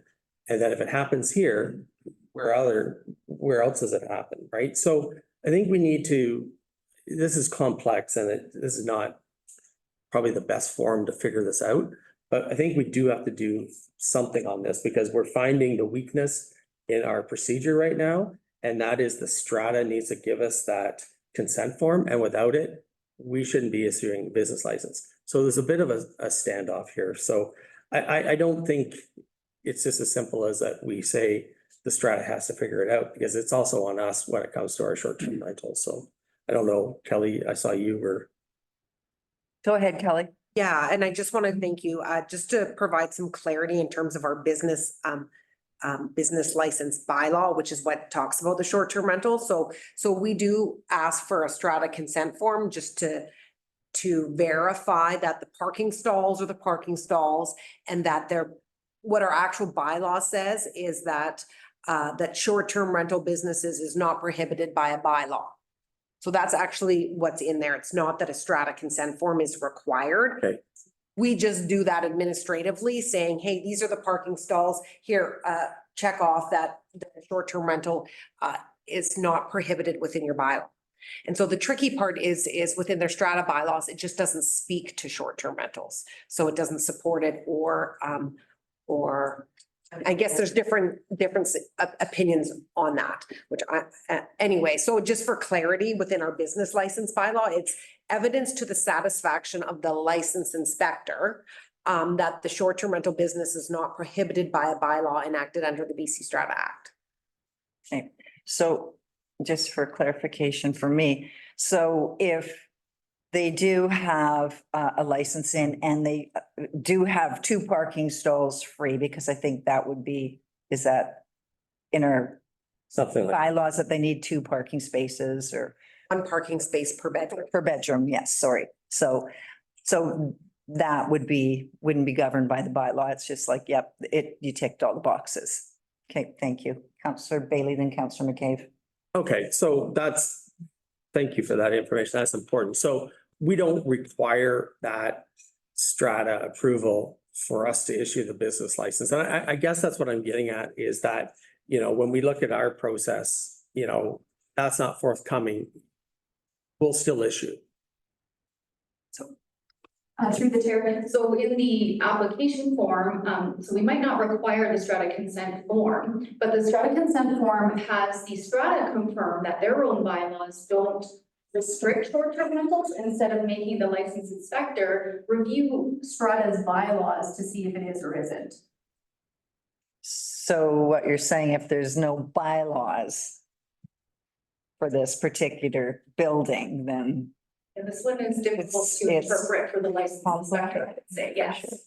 Councillor Beach.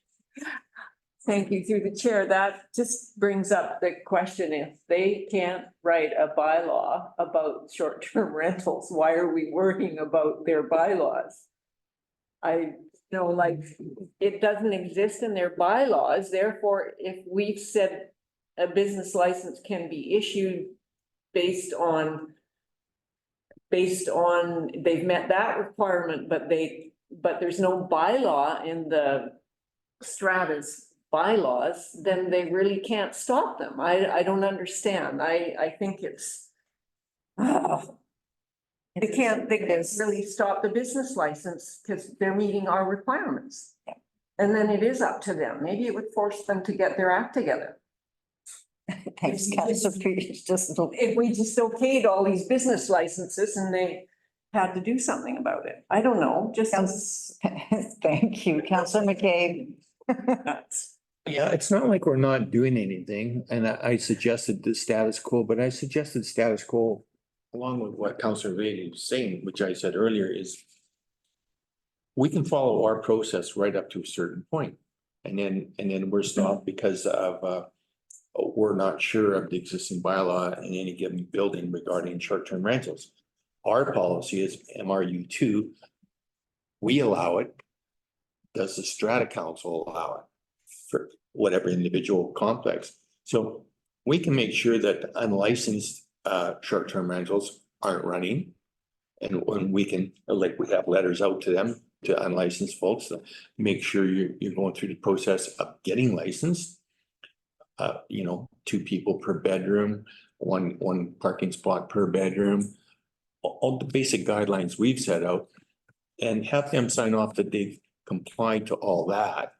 And then either issue them a license or just mark them as pending, subject to strata resolution and not enforce those. Because gone as far as they can to comply with all our rules. So why should we penalize them by enforcing it? But they can sit there in a pending file, if you will, until you get some sort of official ruling from strata that yes, they're allowed and yes, that's their parking spot. So I think we should ask staff to continue along the lines of actively pursuing folks that don't have a license to get them to a licensed stage up to the point of strata approval. If they've met all our obligations and two adults per room, one parking stall per room, and all the other basic conditions, fire escape and all that kind of stuff, safety notices and escape routes and whatever, for safety. Then they've made all their efforts to comply, and we shouldn't penalize them as local government because strata is not governing properly, if you will. I agree. Councillor Evans. And on another issue that Councillor Bailey pointed out, which is very important, I would really like to see signage by the fire hydrants that and up our game, and vehicles that park there don't just get a ticket, they get towed right away. I think that that's an important thing that we need to up our game on. Agree. Okay, so Nicole, do you have anything that? Oh, through the chair. Okay, so let's take it back to the rezoning application. So right now we've got an agent who submitted the application. We've got the strata who signed the application. We could take it to first and second without a strata resolution. Again, maybe it's a gap in our application, but there's no requirement for a strata resolution as part of a rezoning of a strata. It's probably not every day that you see a rezoning of a strata as well. So it's a unique situation. Okay, can I interject? But part of the controversy here, from what I understand, and I have a mailbox full of this too. So, and there's three sides to every story. Okay, is that the strata council is moving forward and doesn't really have all of the owners' permission to move forward, or hasn't given the strata council the go-ahead to rezone. So I think it's, I don't know for sure if they're signing off on majority or if they're just signing. So Councillor McKay. Well, this is just for discussion in Cal because we don't pass resolutions in community whole, but if this was to come to council, I don't think it's fair to ask strata to get a resolution because that just creates more turmoil in the building with the residents without a guaranteed outcome. My personal opinion, whether they have a strata resolution or not, I would vote to just maintain it MRU2 and have them self-govern themselves. With or without a strata resolution, if this came to council with the strata resolution, I would still vote in favor of maintaining MRU2. Councillor Bailey. It may be just a question for staff then on process. So you have an application in front of you. The strata has said, presumably they voted as just the strata council, right? To say, bring it forward. Well, so what do we do in that situation? They're coming to us and asking for a rezoning. Like, what's our process look like when people do that? Kelly or Nicole, you want to take that? Yeah, no, through the chair. So I mean, we have a duty to process the application. So we can't just not process it. However, we could ask for clarity, you know, whether it causes turmoil or not. We could require a strata resolution as before we start processing it, or we could not request it, or we could request it at the public hearing. I mean, there's different options. And really that's why we're seeking direction. Based on, we got some legal advice did you want to maybe highlight what they said in terms of what might be good, some best steps moving forward? Through the chair, we got some legal advice more along the lines of the business licenses. They considered the applications incomplete without the strata consent form. Yeah, and they suggested that we needed some clarity on what that would be. So I think putting it back on the strata and getting some kind of confirmation either way. So maybe as Councillor McCabe, we get them to the pending portion. And the strata's gonna have to figure out how to navigate its way through this and move forward. Councillor Bailey and then Councillor. Just a couple of things to clarify, because I want to just get to what we actually have to do here. So my understanding from based on what I'm hearing, correct me if I'm wrong, is that these short-term rentals, based on our legal advice, should not be permitted business licenses unless we have that strata consent form. That's what I heard. So is that correct? Okay. So that's a problem. And then secondly, this is a rezoning that's coming forward to us. Can we just not, like, so what I'm getting at is like, can we kind of have to move that forward is my understanding. We can't just say no. Is that also correct? Through the chair, yeah, that's not staff's decision to say no. So just what other, I guess, follow up to that, get the process here is this needs to come before council as a rezoning. Council at that time could turn it down saying even on first reading, we're not interested in the rezoning, but it does have to come before. Right, okay. Perfect. Councillor McCabe. So, yeah, I agree with Councillor Bailey's summary there, but just to add to that, I think council at the committee of the whole should recommend to staff that we have to pursue this application. We just can't not do anything, but to properly make a decision on it, we have to understand that this is the will of Strata Council, and for that to happen, I think council should direct staff to ask to respond to the applicant and say, we need the resolution from Strata Council to bring forward to council, our council for a resolution, for a decision. That's a good So idea. I'm making that motion that council directs staff to respond that in order for District of Sycamoose Council to consider the application, we need to see a resolution from the Strata Council. So, and that based on it being, I'll second that, then we can discuss. Go ahead, Councillor I Bailey. want to make sure that we're making the correct motion. I think the Strata Council has already made that motion. I think what your resolution. The Strata resolution. Okay, I see. So it has to go to the, yeah, okay, I get it. Has to go to all the owners in the building to make the resolution to bring it forward. So it's proof of resolution, I guess. Councillor Beach. Through the chair, haven't they done that like 4 times already?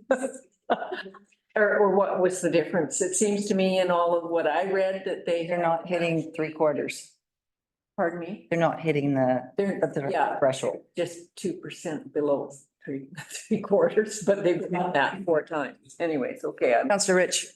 Through the chair, so I'm just a bit confused because Kelly, you were saying that they needed 2 parking space, like a parking space per bedroom was the strata thing. And that they actually don't need the signed paper from strata. But then Nicole, you're saying our lawyers are saying they do need the signed paper from strata. Go ahead, Kelly. For clarity, our process is to obtain a strata consent form. So that's our process, because we don't go around and review strata bylaws, right? So we say, hey, Strata Council, do you prohibit short-term rentals? And they go, no, or they go, yes, right? In this particular case, we're kind of at a stalemate, because there's a little discrepancy on whether it's allowed or not, because their bylaws don't specifically prohibit or allow the short-term rentals. And so our bylaw does say, to the satisfaction of the license inspector. So that's Nicole. So she needs to be satisfied, and it is recommended that, because of this uncertainty, it's not quite clear, so technically, the strata consent isn't technically required, but that's what we use as proof, because we're not in the strata business. Yeah. Yeah. Okay, any more discussion? Councillor Bushel? Yeah, through the chair, the application has been submitted and it does have to come to council. It should keep coming forward, but I think we should email the strata and say, it's gonna be a gamble. You should have consent. You should give consent or not give consent, one or the other. So that would be another vote at the AGM or at another strata council meeting. I mean, it's a tough one, and I wanted to say, thank you to all the 60 or how many people wrote letters to us, because there was a lot of letters that we didn't get to respond to. And yeah, it's a tough question, and if the application's submitted, it has to come to council. And who knows, maybe the strata has to buy a couple of units to get over 75%. That's the provincial law, so bring, if it's been submitted, then bring it forward, and that's all we can do. Councillor Bailey? Yeah, I'm fine to ask for that resolution. I think if they get that resolution, then they don't really need us to some degree, because, we become totally irrelevant. If it's 75%, they just say, no, we don't allow the short-term rental. Absolutely. I just want to make sure, though, that we're doing our process properly. And I correct me if I'm wrong again, that, we do have to bring this forward, whether they have that 75% or not. And then council at that time can vote no, right? And that's and correct me if I'm wrong, either of you, that should be the proper procedure that we follow. Is that correct?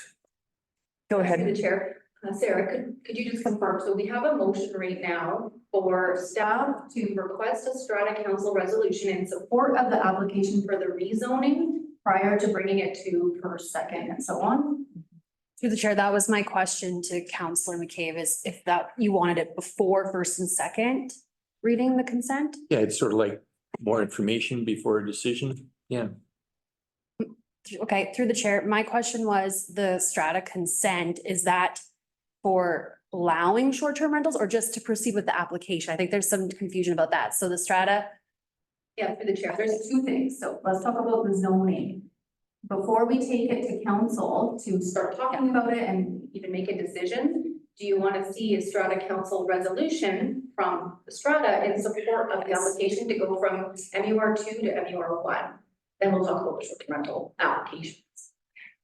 I think that that's correct procedure. I think that there should be majority of wanting to move this forward from the legacy itself. So I don't think that's our decision. That's where we're at here. This isn't really our decision. It's right back to strata. Councillor McCabe. Yeah, thank you.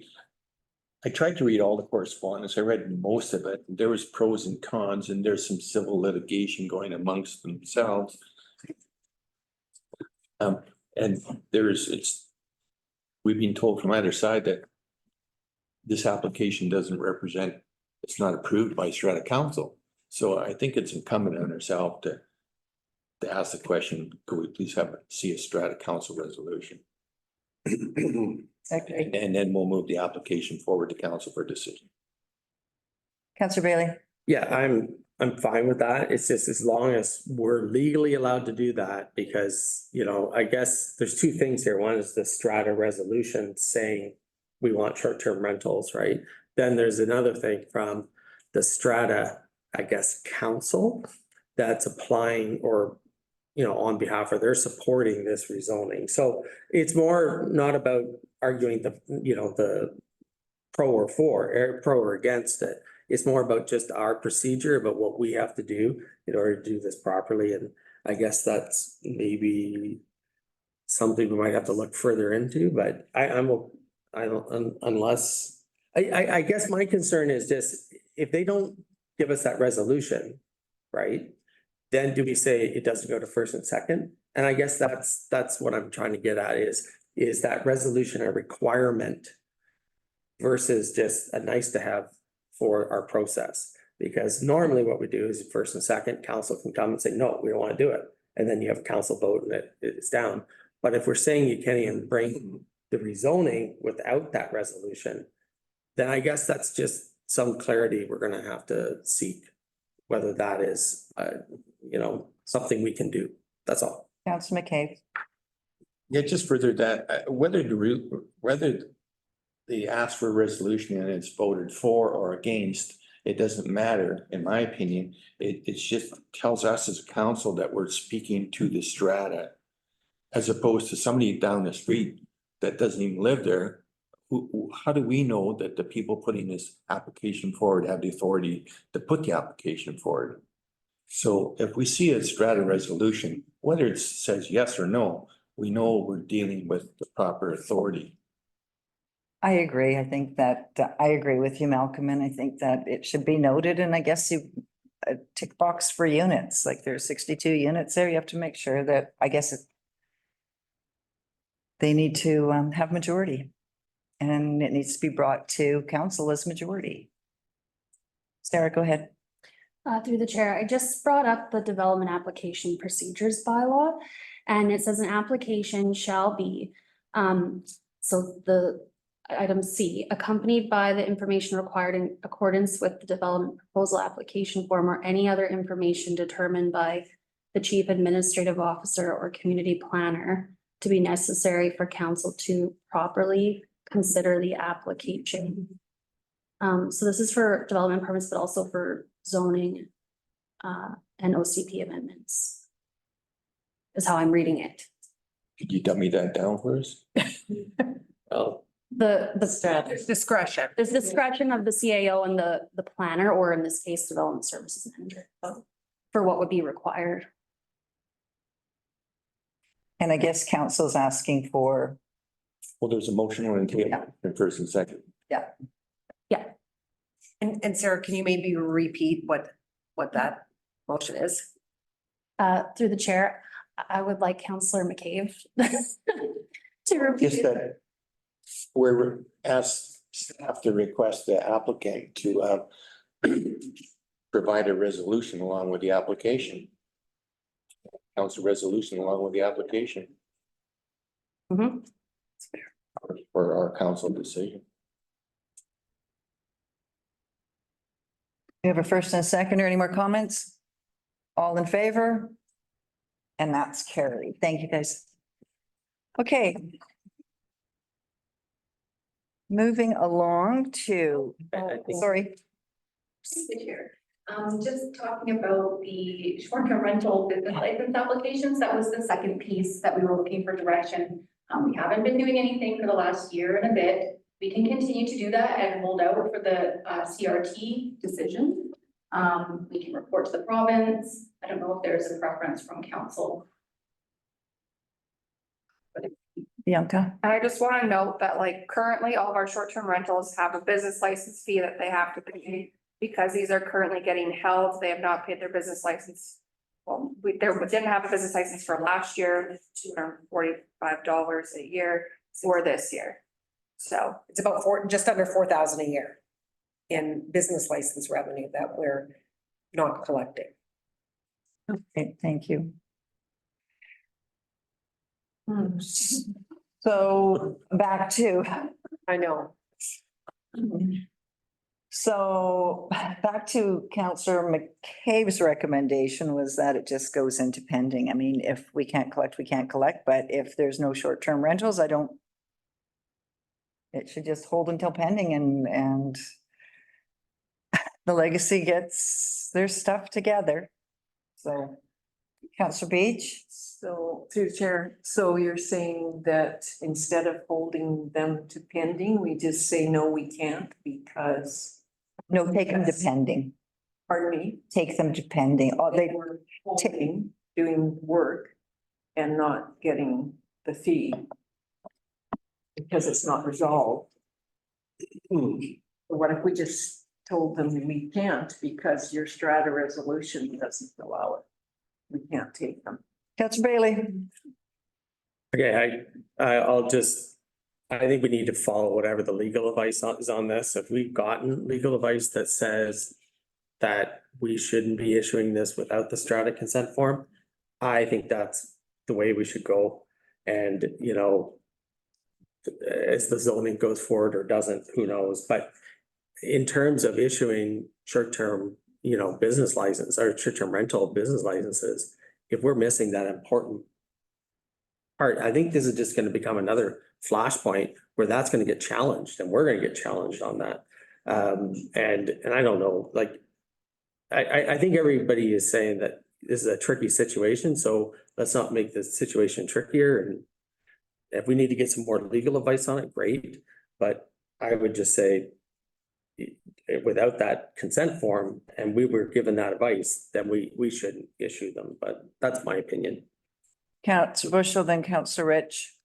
Yeah, through the chair, I agree as well. And, maybe, Kelly, I don't know if you give them an option if they want to, refund their money, it might take a year, who knows, might take a couple of years, it's hard to say. But, I agree, we shouldn't process. Councillor Rich, I agree. Councillor McCabe, then Councillor Beach. Yeah, I agree. But just to state why, in basic law, you stick and carrot. So if people are in non-compliance by not even trying to get a license, and we're finding them for operating without a business license, when people are applying for a business license and we're not issuing them, we can't find people on one end and not issue business licenses on the other end. So carrot. So Go ahead, Nicole. Okay, through the chair. So, Sarah, do we need a motion, to direct staff to not approve or, these business licenses and report them to the provincial reporting, system? Or, even just let staff decide? So through the chair, I've written down some words from Council Bailey. So I think a motion is probably wise in this scenario, just so there's clarity for staff. So I think it was around following the legal advice not to issue any business licenses at the Legacy, is it 326 Mirror Lake Lane, until there is, until STATA consent is received by the district. Correct. Yeah. I'll move. Make the mover and a seconder. Councillor Bushel. Any more, Councillor McCabe? sorry. That's okay. Why are we being, I know this is on the agenda item as Mare Lane 326, but why are we making this motion specific to Mare Landing or Mare Lane or the Legacy? I'm sorry. Why not broad brush it to any strata in Sycamus that, because it applies across the board? Sure. Nicole? Yeah, So sorry. a friendly amendment, I'm suggesting. Nicole, go Yeah, ahead. that is our current process. If any other strata in town doesn't provide the strata consent form, we don't issue the business license until we get it. So why don't we just make? Counts. Oh, Okay. sorry, Thank you. Councillor Rich. Through the chair. So, and I mean, again, I'm not on the strata, I've never had to get a strata consent form, but who writes the strata consent form? Like, how do you get a strata consent form? Yeah, Kelly, go ahead. Yeah, we have a consent form that we give to the strata council, or the applicant gives to the strata council, and a strata executive, so a council member or a president signs on behalf of the strata saying, yeah, our bylaws don't prohibit short-term rentals. And these parking stalls exist for this unit. Go ahead. So if they don't have any rules, like we're talking about Mirror Lake Lane, and they have no rules for short-term rentals, and they're at 73%, can have short-term rentals, but the strata president is against short-term rentals and refuses to sign, then how are they're holding, like, it just doesn't, you were asking for a consensus for the, to meet the 75%, but we're saying that they only need a signature for one person, and if they refuse, like, it doesn't really make sense, right? Because if it allows short-term rentals, then you should be, they say, okay, I've got under 75%, so we're allowed short-term rentals. But then you've got someone who is a strata president that won't sign the piece of paper. They're literally holding the strata hostage, and we're allowing them to. I don't know if that's right thinking, but when I'm thinking this through, is that true or not true? Well, it's really not up to the District of Sycamoose to interpret their strata bylaws, and normally whoever is on council would represent their bylaws, right? And would be able to sign off either way. We've had no issues in any other strata within the District of Sycamoose. Clearly, not the case with the legacy, right? So then we are in this little sticky situation, right? So it's kind of tough, right? There seems to be no winning. Yeah, just because I mean, the letters are all over the place, I know. right? Like there's, like, you don't know who's, right? And that's Or, why. and everybody's truth's different. No. Maybe no one's lying, I should change that. Opening the floor. We don't know, you know, everybody's opinion is different, but it just kind of seems like if we need that letter, and I don't know.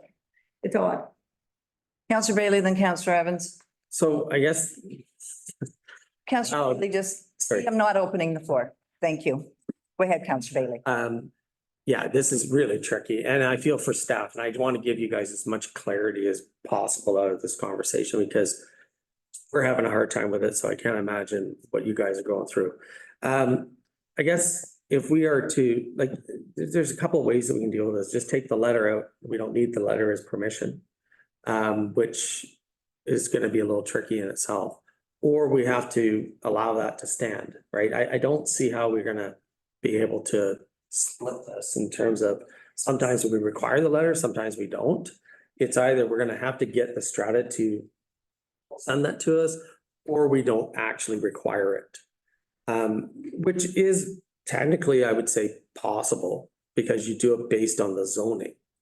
But then the district's gonna come back to where we're gonna have to verify that the parking is available, all these other things. So it kind of comes back on our staff, which I don't think is ideal either. So I would prefer that if it doesn't have the letter, then it can't go forward. I know that's imperfect, but the flip side of it is us going out and doing all the verification based on the zoning.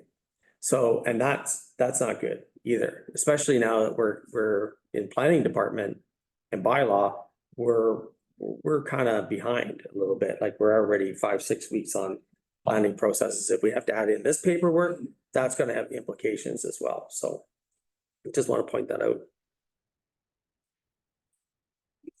Any other comments? Councillor Evans. I was just gonna say, thank you through the chair that I would back the friendly amendment that Malcolm McCabe came up with. Okay. It's, can I get? So, Is- what was it?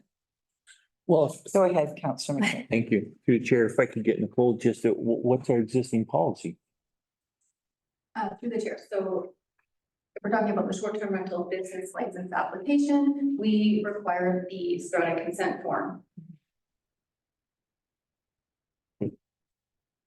I mean, I could add that most stratas in town have been able to produce it for us. This is the only situation where we haven't been able to get the strata consent form. Sometimes they take a little bit of time because they have to coordinate and meet and get the paperwork completed, but it's always been a yes. Well, so I question the need for a motion, period, really.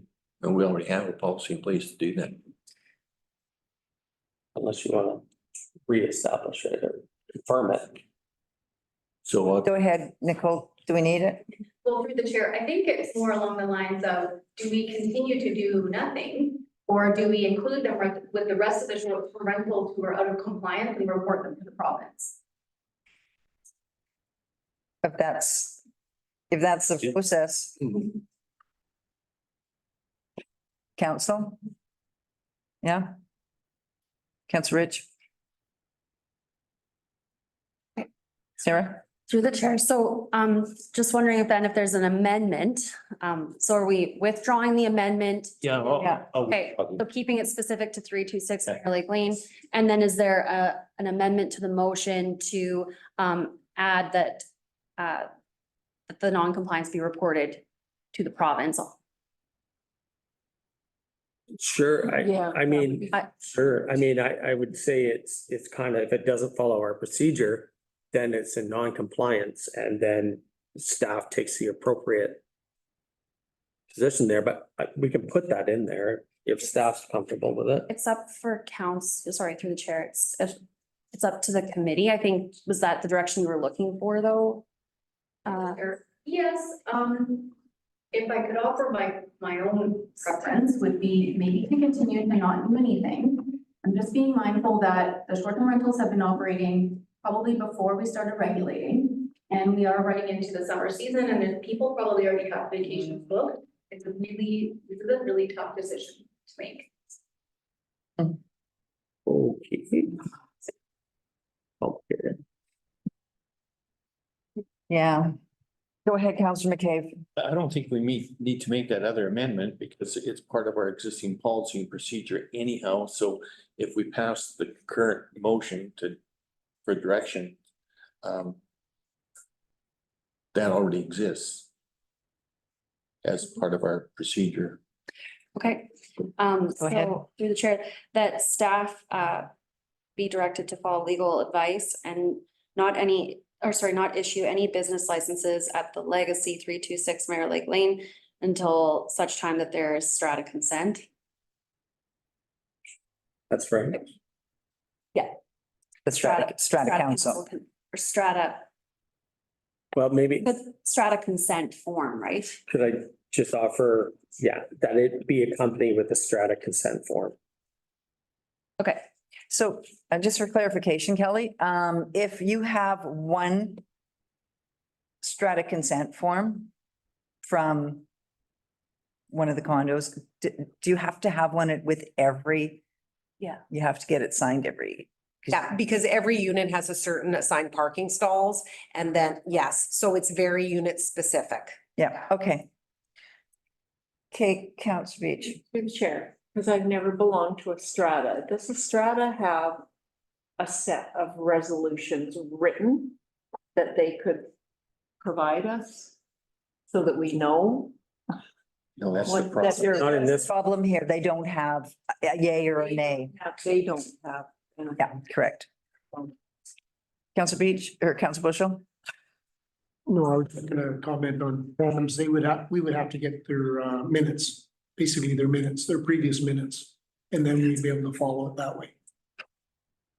All right, Nicole, are we ready to call the question? I just Oh, say thank you. I just want to, so I think not issuing a business license is fair because there still is uncertainty. But in terms of proceeding with reporting them to the province in terms of getting them offline, do we want to continue with, because what happens if we do that and this tribunal case changes, then we have to go back. Like, we can still not issue them a business license. You know, this, I guess saga can continue a while longer until there is some further clarity, hopefully prior to the beginning of next year, to not interfere with the summer season of rentals. I don't know, I'm just looking for some clarity on that piece. Like, fine, we won't issue a business license. We have not yet issued a business license. But it's more the how aggressive do we want to be on the enforcement side of things? I think council was feeling status quo for this year because you don't want to cause havoc in someone's vacation. So Councillor Evans. I was just, I echo that. As the Wild West evolves, these are the only STRs that are still to be fixed up, tuned up. So I agree, status quo is what we have to do right now. Councillor Ridge. Yeah, through the chair. And I mean, that hopefully gets to CRT going forward. And if they need to deal with legal stuff within their own strata, which it looks like they do, and get some rules written, and maybe they need to also look at who's signing their zoning things. And that will give them a bit of time to work on that so we can move forward and get people in compliance. Councillor Bailey. Okay, my opinion is before we do that, legal advice again, because what we would be doing is de facto saying, here's our set of rules, but we're ignoring it in this circumstance. I think our job here is to look after the interests of the district of Sycamus too, and the public, obviously. But in this regard, I do think we need some clarity on that, whether we can do that. Because our short-term rental bylaw is quite clear on what we have to do and what is allowed. And, you know, there's a proper procedure here. So I don't want to undermine that. Or open ourselves up to a challenge saying we have this rule, but we're not following it. And why, right? I understand the intentions, but at the same time, we also have to follow the bylaws that we're putting in place. So that'd just be my caution there, and maybe that's worth a discussion with legal, that's all. But otherwise, whatever the outcome of that is, I'm fine. So could we add a friendly amendment to this one that staff do a little bit more checking before to see which direction we should go? Councillor McCabe? This motion is directing staff to follow the rules. Well, go ahead. Sorry, I think the clarification which Kelly has asked for is yes, the rules get you to the point of where you do not issue the business license and you report the unit as of May 1st to the province, that it gets delisted from VRBO, Airbnb and all this stuff. So now we're talking about, as Kelly brought forward, do we report this to the province as per the procedure? And under the normal procedure, anybody correct me if I'm wrong, we would report it to the province because it did not comply with our short-term rental bylaw procedures. And because we didn't have that consent form, so that's an incomplete application, it's not eligible for the business license, then, right, then it proceeds. And all my point is that before we modify it, is that we check with legal to see if that's appropriate and we're allowed to do that. That's all. Councillor McCabe? Well, this motion is purposely not that prescriptive because we didn't add that additional amendment to it. And that still leaves discretion to staff on how to deal with it. So this motion doesn't say that we have to report to the province. This motion is not that prescriptive. This motion doesn't ask for that to happen. Go ahead. It's still at staff's discretion. Thanks, Councillor McCabe. Go ahead. There's a chair. Do you want to vote on this motion as is and then direct staff in a separate motion to obtain legal? Kelly? Yeah, I'm thinking, I think we have some clarity here. Okay. We're not going to issue business licenses because we don't have appropriate strata consent forms. In fact, we know that. We'll reach out to our legal in terms of how we're going to enforce that and what would be appropriate, right? There's no necessarily requirement that we have to report anything to the province. There is zero requirement for that. They are offering that service to municipalities to help assist in that. And we don't even know how it's going to work. The training's on May 2nd. So it's not like May 1st, we're going to aggressively start reporting short-term rentals anywhere within the community. This is a phased approach. So we still have time. We won't issue the business licenses and we'll get some more legal advice and we'll see how these next, the month of May goes in terms of how we're even doing that and working with the province on their report. That sounds, That's, Hey. and I don't think that's fair. That's fair. that's Okay. Are we ready then? Let's call the question. All in favor? Okay, it's carried. Thank you.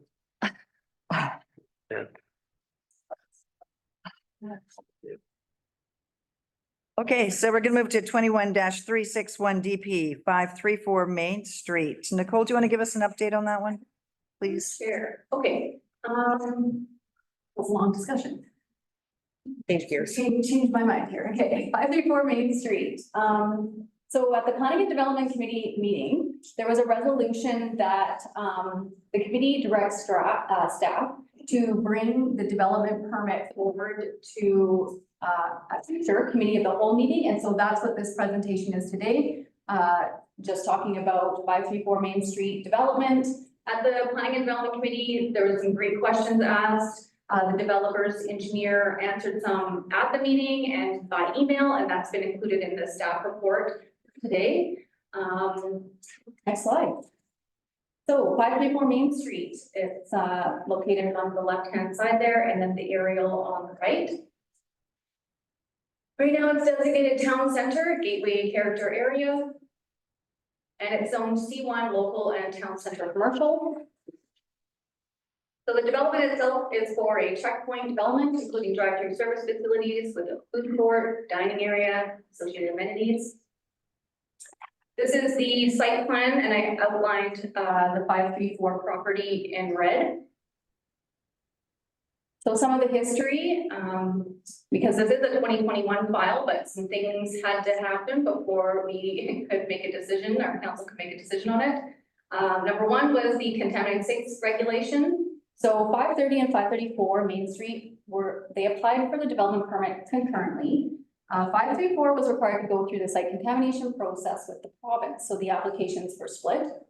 530 moved forward with a development permit for the gas canopy, parking, landscaping, and the garbage tank. And then 534 has recently received clearance from the province in November of 2023 that they're not contaminated. So that's been resolved. For the traffic impact study, the developer conducted a TIS that provided recommendations for traffic flow. And then there was, I guess, a third-party review that was conducted by the district, and that provided further recommendations. It reviewed the intersection between Paradise and Main and Highway 97A, Highway 97A and Highway 1. And then recommendations from the traffic impact study were incorporated on site.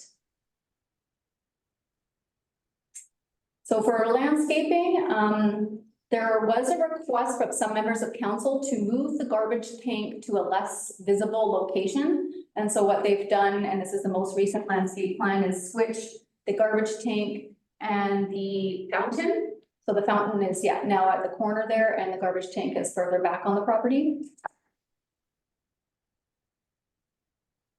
There are 3 existing agreements between the district of Sigmoose and the developer. There's an off-site road works, landscaping, and then a road right-of-way access and servicing agreement, and that's what's showing on the right-hand side. And then this map just further clarifies where the road or access use agreement applies. So including both properties, we've got 44 parking stalls, 4 of them electric vehicle, gas canopy, the fountain with seating, the garbage tank that's been relocated. There's drive-through services, landscaping, food court, dining area, and associated amenities.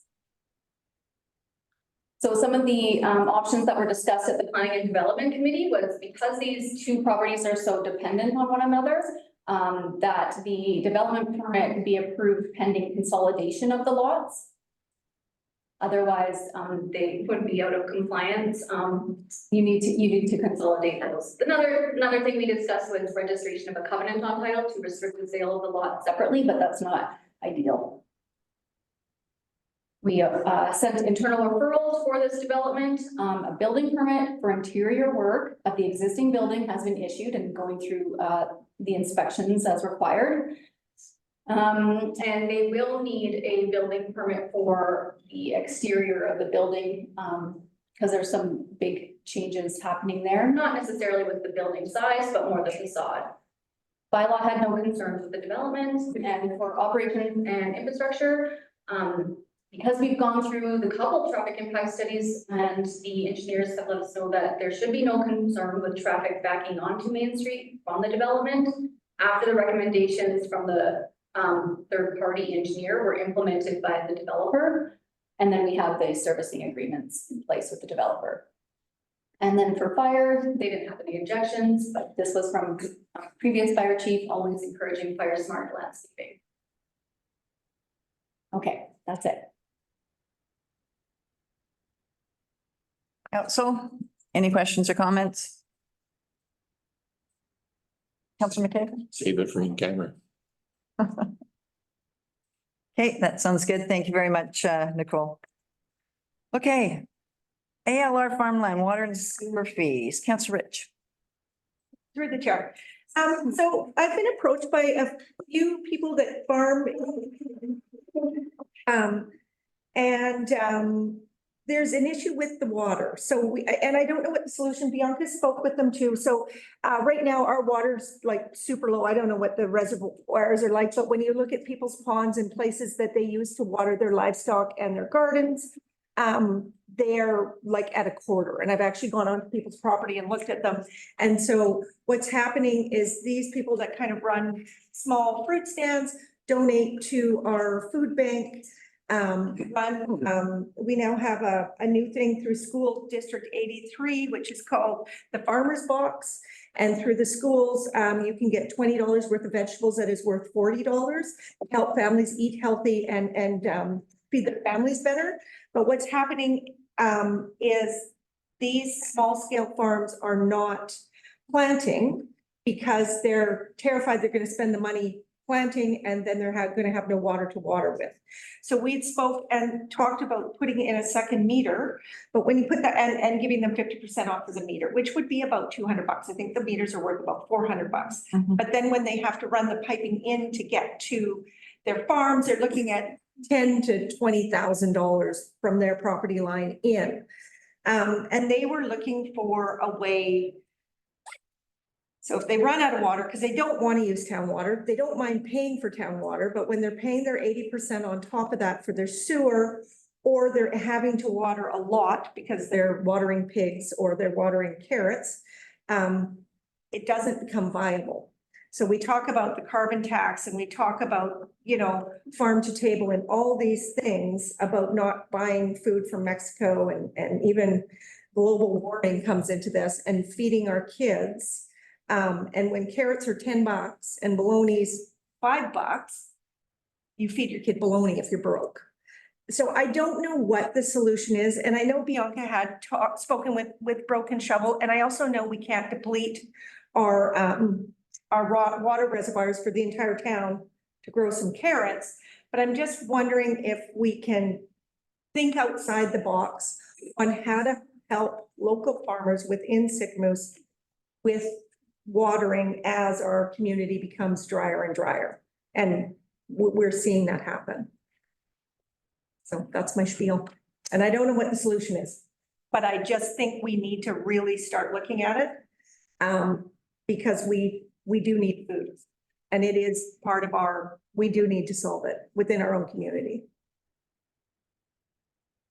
Bianca, you want to go ahead? Yeah, through the chair. So I have talking to one property owner about this. Right now, our solution is you get a separate meter for your irrigation with required backflow preventers for interior health.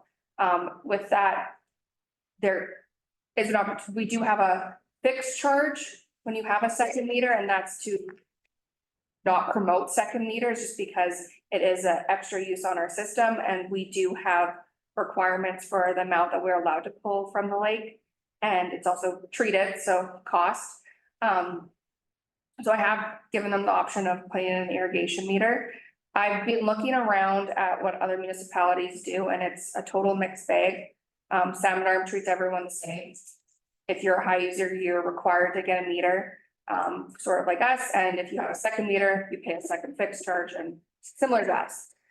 Some of the other communities have agricultural allotments, which from looking at their websites, they assess the water that they're using, their regulations and what they're allowed, and then they annually allocate farmers an amount. And farmers do pay a lower rate. However, just watching the news and stuff, that is changing in a lot of places. Kelowna has just announced that they are capping farmers, and when they hit the cap, they're turned off, but what it looks like they're turned off. And this has happened last year as well. And when it comes to drought situations, they will turn off irrigation meters. I'm not sure what order they do it in. Farmers that I have spoken to, when it comes to, growing crops for cattle and stuff, they were cut off last year. They were not getting their last cuts of hay or anything. It was just a matter of, getting water through our pipes to feed it's just the way that it seems to be going. Everywhere is different. Staff is open to looking around, and figuring out what we could do, but at this time, staff wouldn't recommend lowering prices for irrigation just because we are up there, especially in the summertime, especially when the lake is low and we have our requirements that we only have a certain amount that we're allowed to pull from the water, and we're up there when it comes to that amount. Anyone else have any comments? Mr. McKay. I just think that's bizarre that we have Eagle River and Bear Lake and Shuswap Lake and we have a water problem. Thanks, Lo. It's a statement, I guess. I guess, staff is looking for some direction on this, correct, as to what we should do. So perhaps what we should, ask staff to do, maybe I'll make a motion, is that we just look into more other spaces and see if there's some other solutions that we can find. I don't know what the answer is, because if we can't pull out of the lake, we can't pull out of the lake, and it is treated water, and that does increase our expenses, and we can't also, there is a cost to hook up. So we can't start hooking up farmers and not hooking up other people. So we don't want to set a precedent that we're favoring some over others. So I guess I just make a recommendation that staff investigate other options and what other communities are doing. Councillor Beach.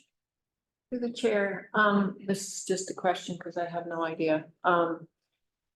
Is there a way for our farmers to actually use well water instead, like the digging of wells, to help facilitate access? Sorry. Yeah, I think so. Go ahead, Councillor Rich. Through the chair, absolutely. But when you're talking small, like, so a well probably is between $20,000 and $35,000 right now to put in Sycamus. So when you're talking like small group farmers, and that's what we're trying to do, is get people, well, that's what I'd like us to do more of, is for people to grow and not have to import all this food that we're growing locally. And I'm not, I'm not looking for a solution today. I don't even know if we direct staff to look into it. Just kind of keep your ears open. It is something where we're going to have to start thinking differently. Because we can, and they did, and Westwold, they turned off the water for a month, and people lost crops. But what we don't realize is then you're losing your steak because the cows aren't eating, and it will eventually come down to us. So we can, Ian's laughing at me. No, I don't want to lose my steak. No, I don't lose my. Fine. That's water. Eventually, cost of food will go up so high. So all I'm trying to do is bring awareness and that we do need to look at different solutions, and because it will affect you. It will affect your grocery bill. It will affect what you're eating. So if you hear something or you're walking around and hear something, please bring it forward. Okay. So that was just for, information, you're not looking for an answer and you don't want I don't to look at. the answer is, yeah. Okay. Councillor Beach. Another question. To the chair. So yeah, I'm just wondering, I guess I'm thinking that digging wells is maybe an option that we need to look at if we can't supply them water through our system and it is too expensive. Just thinking that there may be some grant funding related to climate change out there that maybe we could resource to help cover costs for new alternatives for irrigation. That's all. Okay. And to look at that. Maybe direct staff.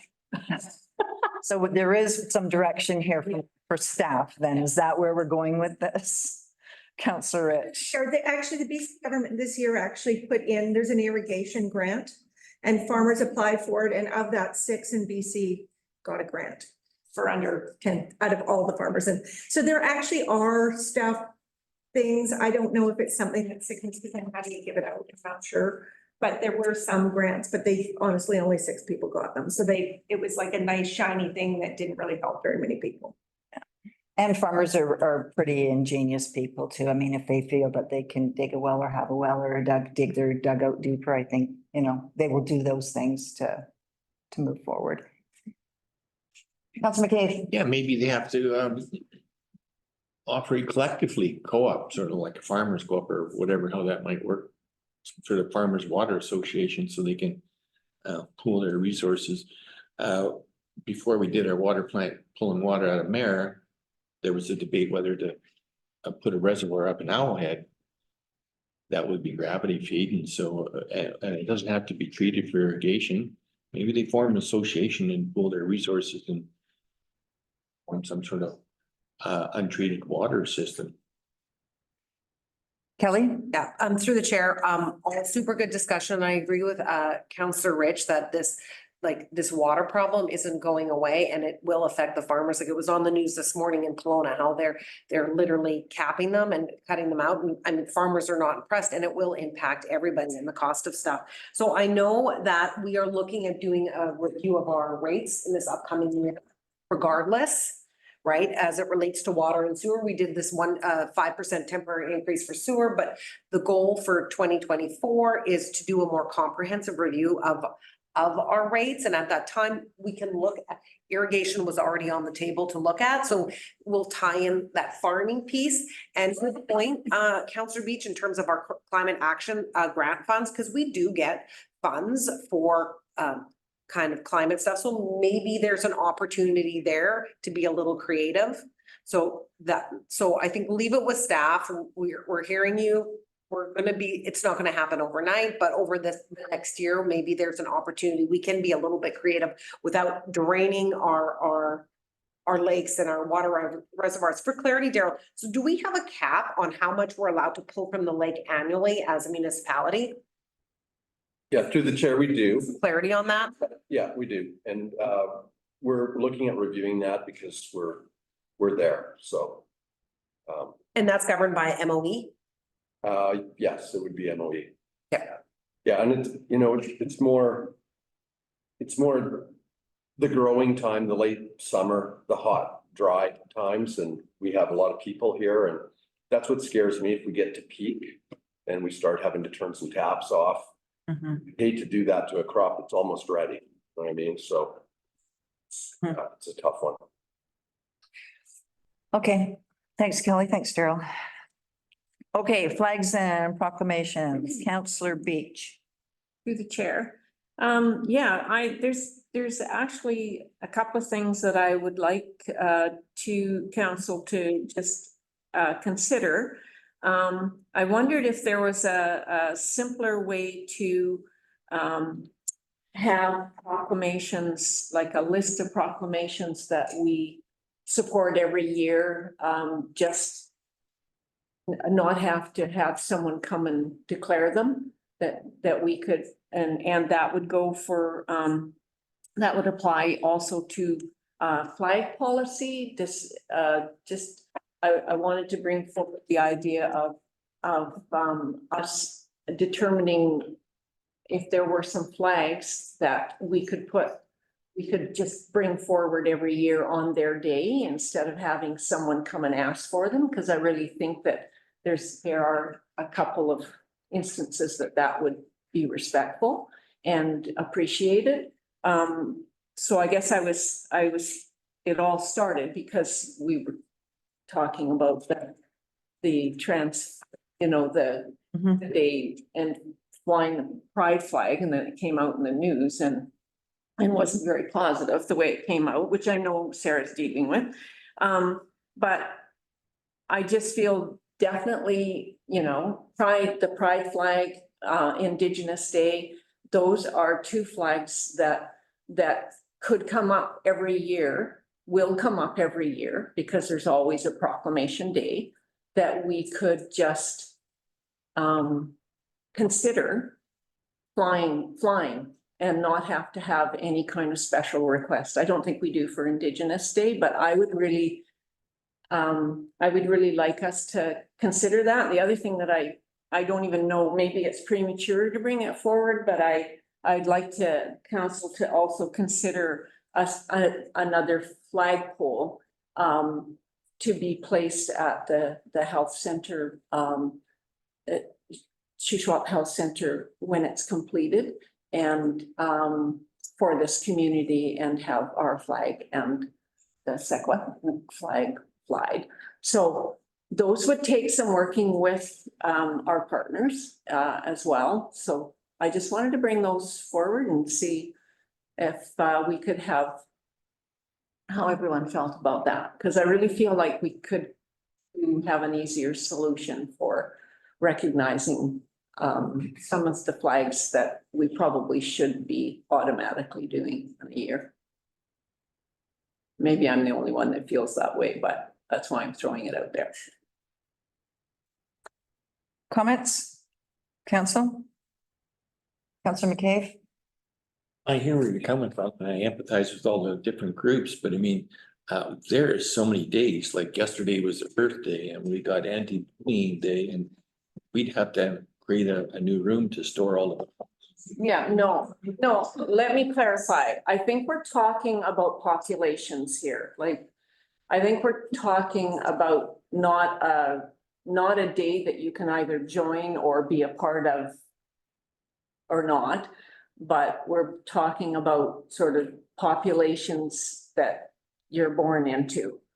And I think I just feel personally like we need to recognize that there are populations that can be celebrated every year that are important to us and need to be recognized. So I'm not talking about Girl Guide Day or sort of bullying day. Those are really important, but I'm talking more about birthright days that people are born into and populations that are born into certain things. And I suppose you could say, oh, well, then we should be celebrating the Italian Day and we should be, I don't know, but for us, I just, Councillor Bailey. Yeah, I think I know where Councillor Beach is coming from. So, there's a lot of municipalities that just have set days. They go through it as a council and they say, National Indigenous Day, we will fly this flag.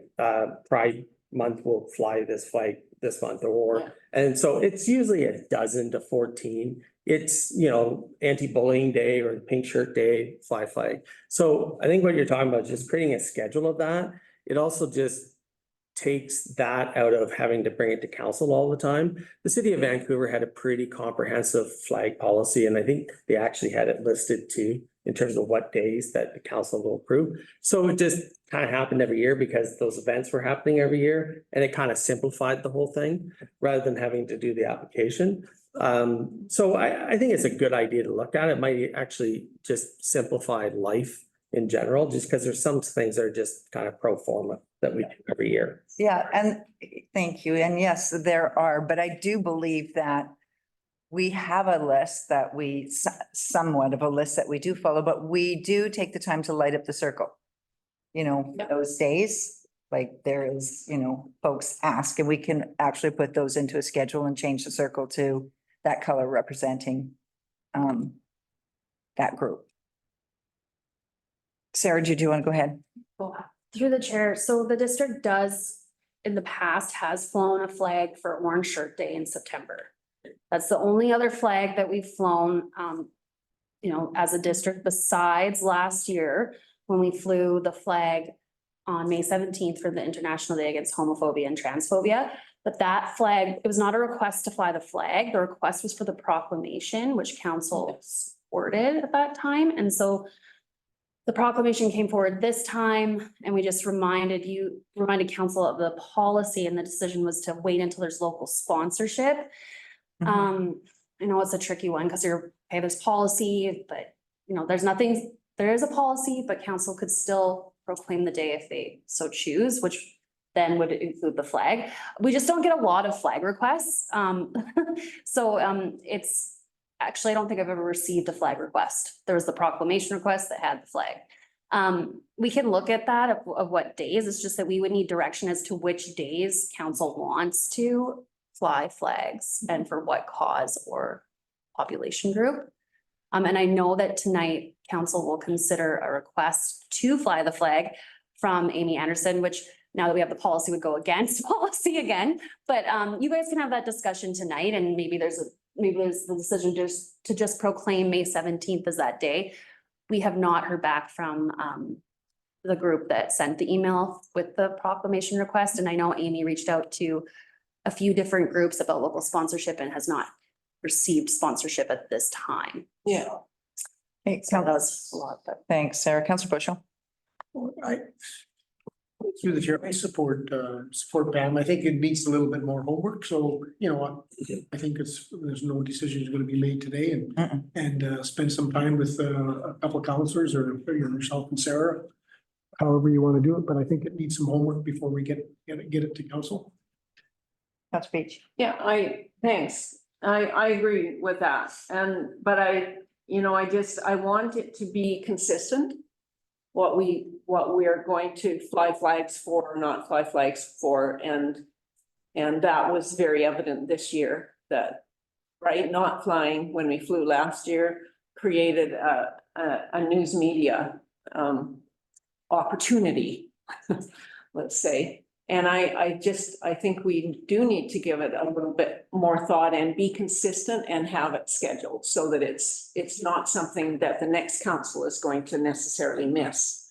Or, like it needs to be consistent, because when you proclaim or you don't proclaim, the year you don't proclaim, that will be noticed. I just feel like, yeah, you have to be consistent with it and yeah, I'd like to see us give a bit more thought about who really needs to be consistently recognized. And I know we do inside council chambers with our Secwepemc partners, our slot chain partners, but yeah, I think We can, for sure, we can give this more conversation on as to how we want to move forward. Kelly? Yeah, so just for clarity, so it sounds like there is some high level direction to review the proclamation policy as well as the flag policy, even though I know you just adopted it at the last council meeting. But it sounds like, is there an appetite to review the proclamation and flag policy from council? I guess so. So this will go back to staff and we'll bring those policies back at a future meeting. It won't be right away because there's lots of other balls that we're juggling right now, but we can throw it on the list for a policy to review. And we'll get to it when resources allow, both the proclamation and some tweaks in the flag policy.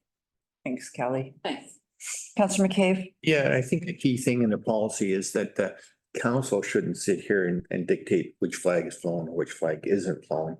It should be initiated, they can make the final decision, of course, but it should be initiated by whatever group wants a flag flown.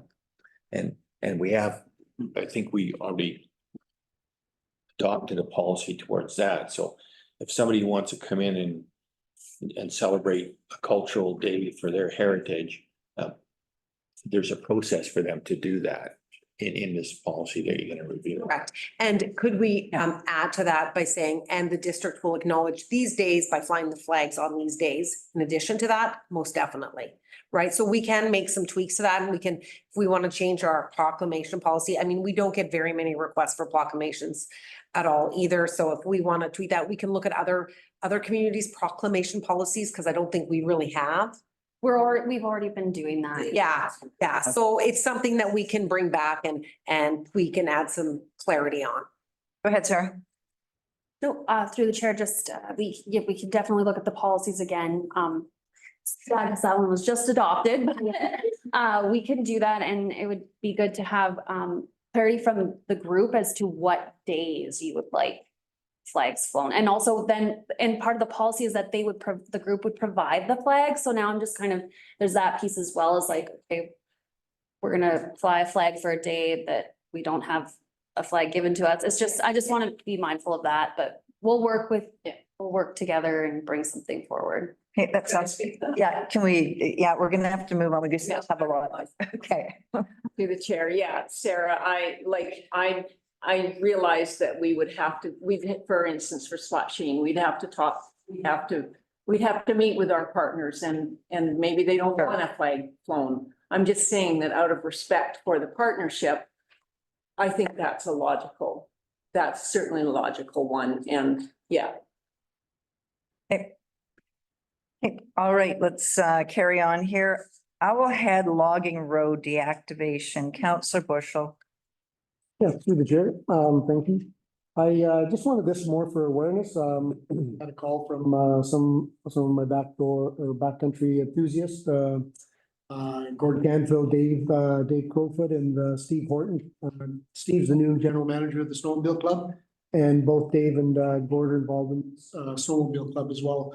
But we attended UBCM last year, and we had a discussion with our assistant deputy minister, Jim Standen, and we told him the problems with our Snowmobile Club's management agreements, and also the delay in our Owlhead bike park, bike park up at Owlhead.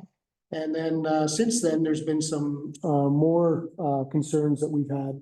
That's in regards to the deactivation of the logging roads. And the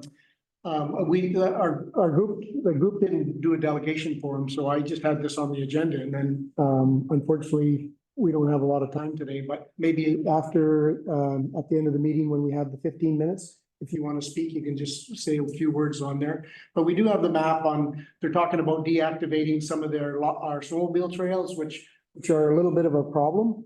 I mean, we rely on the snowmobile trails for winter economic development and for our community. So today I was asking if maybe we could reinitiate a letter to Jim Standen, the deputy minister, that said we would be building our bike park in the spring this year, which we still have no approval for our bike park.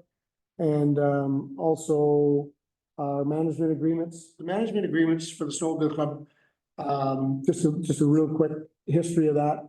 We've been running the snowmobile clubs for close to 60 years, 50-something years, and signing management agreements year after year. And last year, they came to us and told us we didn't have registered snowmobile trails. And maybe 50 years ago, you didn't have to register them, but the province made us sign forms year after year. So they're now wanting us to actually go back and do the environmental studies and all the other stuff that has to go along with it, which takes years to do.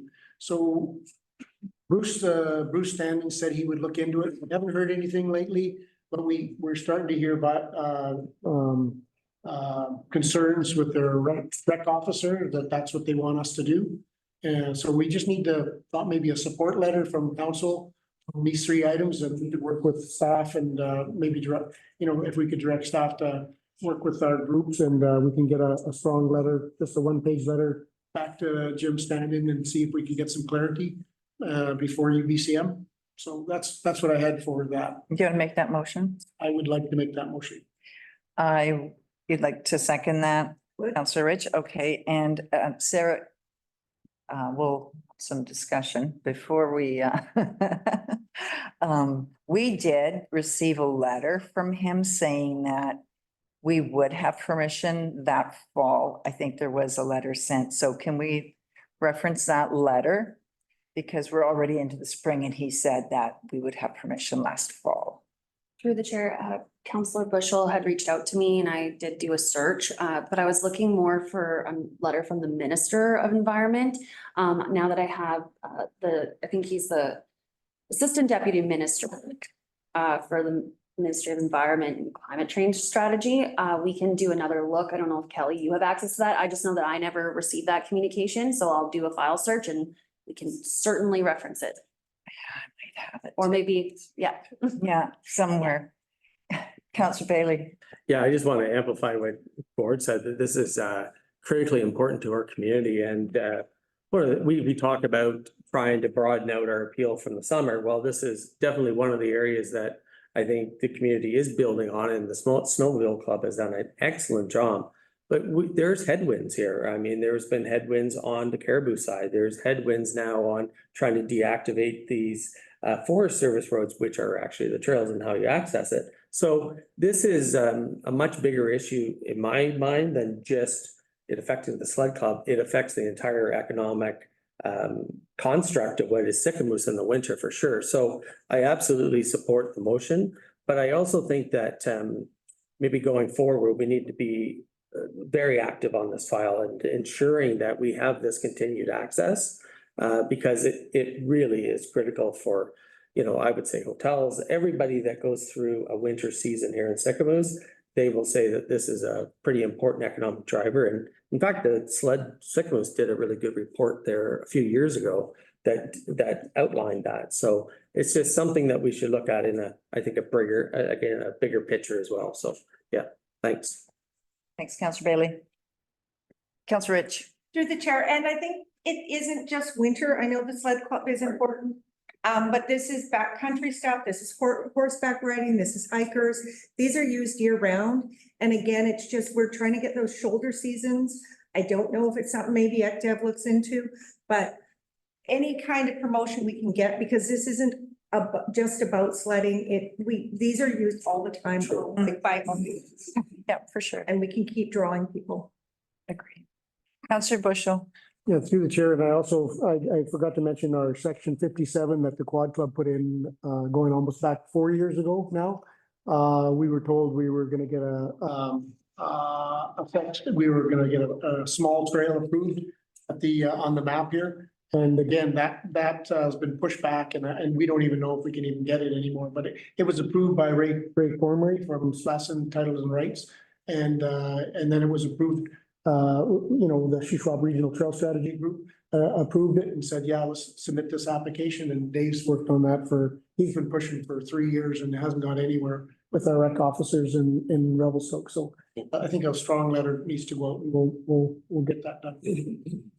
Okay, so that's a different letter. Let's do, or do you want them included together? Yeah, that was included as well. We mentioned. Oh, that's correct. Okay, yeah. Okay. Councillor McCabe. Yeah, thank you. So, Councillor Butcher, just for clarity, you said there was 3 things you needed support for. What were the 3? The 3 of them are the deactivation, and we do have a photo that came along with this on what a deactivation road looks like. This is what they do to all of our trails now. So it's pretty hard it's a safety concern, but it's you can't get a groomer through there, and anybody passing through. That's actually a registered snowmobile trail that takes us to our Owlhead cabin. So it's not right. And when they deactivate a road, I think it's really part of the logging industries. When they make application to do logging, they get approval, but when they leave, they have to deactivate the road. But these roads become, recreational permits as well. And then they don't consult with the snowmobile club or the quad club, and they do this to the roads. And then then we have to go back through the whole process again. And it's just, we need to get this right, because this is really important for our community. But the 4 things were the deactivation, the management agreements, the Owlhead Bike Park, and what was the 4th one? There's 3. There's 3. Yeah, there's just 3. I think there's just 3. Yeah. But this quad, section 57 for the Quad Club. Thank you. Yeah, we'll wordsmith it and get it right.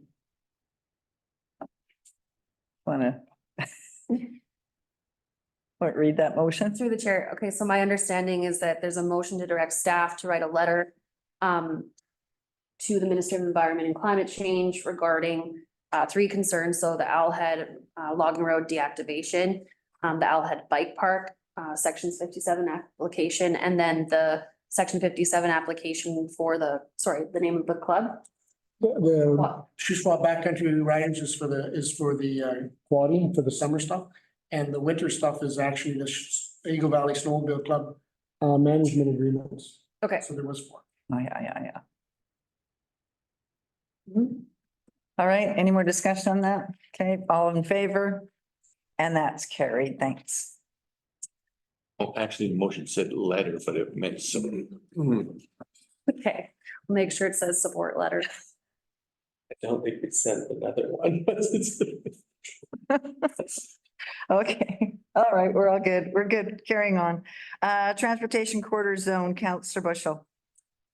Okay, I put this on the agenda. I asked Kelly to put this on the agenda, and Sarah. I just wanted to let everybody know that we did discuss this at the last meeting when we passed we were passing the 3rd reading, and I don't want to hold, we're not holding anything up. We're going ahead with the third, the P3 and everything's good. But I do think we need to correct our zoning on that side of the channel. And it's part of our OCP that is a transportation corridor. I just feel that P3 is in their permitted uses. Our OCP supports private docks over there, and P3 supports group moorage, which is strata moorage. And it doesn't promote, it doesn't support private moorage. So I think we need to do some work on our zoning bylaw. We're gonna be doing a ton of amendments to our bylaw 1000 over the next year. And I'm not asking for it to be done right away, but it's something that should be sent to the planning committee like any bylaw review. And in time, we will look at our zoning for that part of the side of the channel. And it's just, nothing's gonna change. P3 is gonna go ahead. And so I just wanted everybody to know that I do think that we should follow our vision with the OCP and zone it properly, because it's not zone property for private docks. So, and the whole issue with the owners over there and the Crown, that's a separate issue. It's got nothing to do with the district and nothing to do with us. It's to do with them and the Crown. So it's got, this has nothing to do with that. It's just our zoning is not correct for that side of the channel. And I wanted to bring that forward and see if we could get it brought to our planning committee. For sure. And just for clarification, though, the folks on the other side of the channel, the dock owners, they do have permission from once they gain permission from the upland owner, they are able to have their docks. So that has really nothing to do with that zone, because the water is zoned for private moorage in Secamos. They just need upland owner support. And Kelly, let's get Kelly to. Yeah, just so you know, the comment about group moorage within the part P3 zone, group moorage is actually a zone. I don't know if that was should really even be in there. When we look at all of our other zones abutting the water, it doesn't talk about docks or anything, right? What talks about the docks is the water zone, right? So that's our W1, W2, W3. That's what dictates the dock piece, and the upland piece.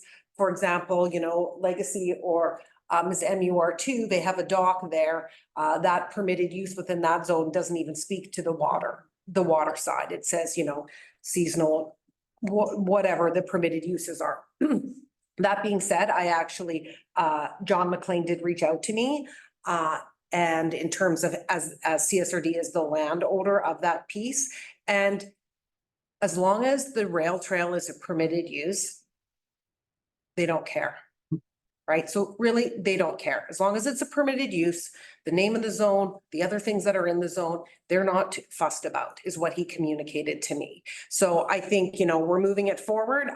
When we go take a look back in a bit and make some tweaks, can we make it better? Sure, we can make it better to make everybody happy. But from a regional district perspective, as long as the trail is a permitted use, the other pieces, they're not fussed about, just for the record.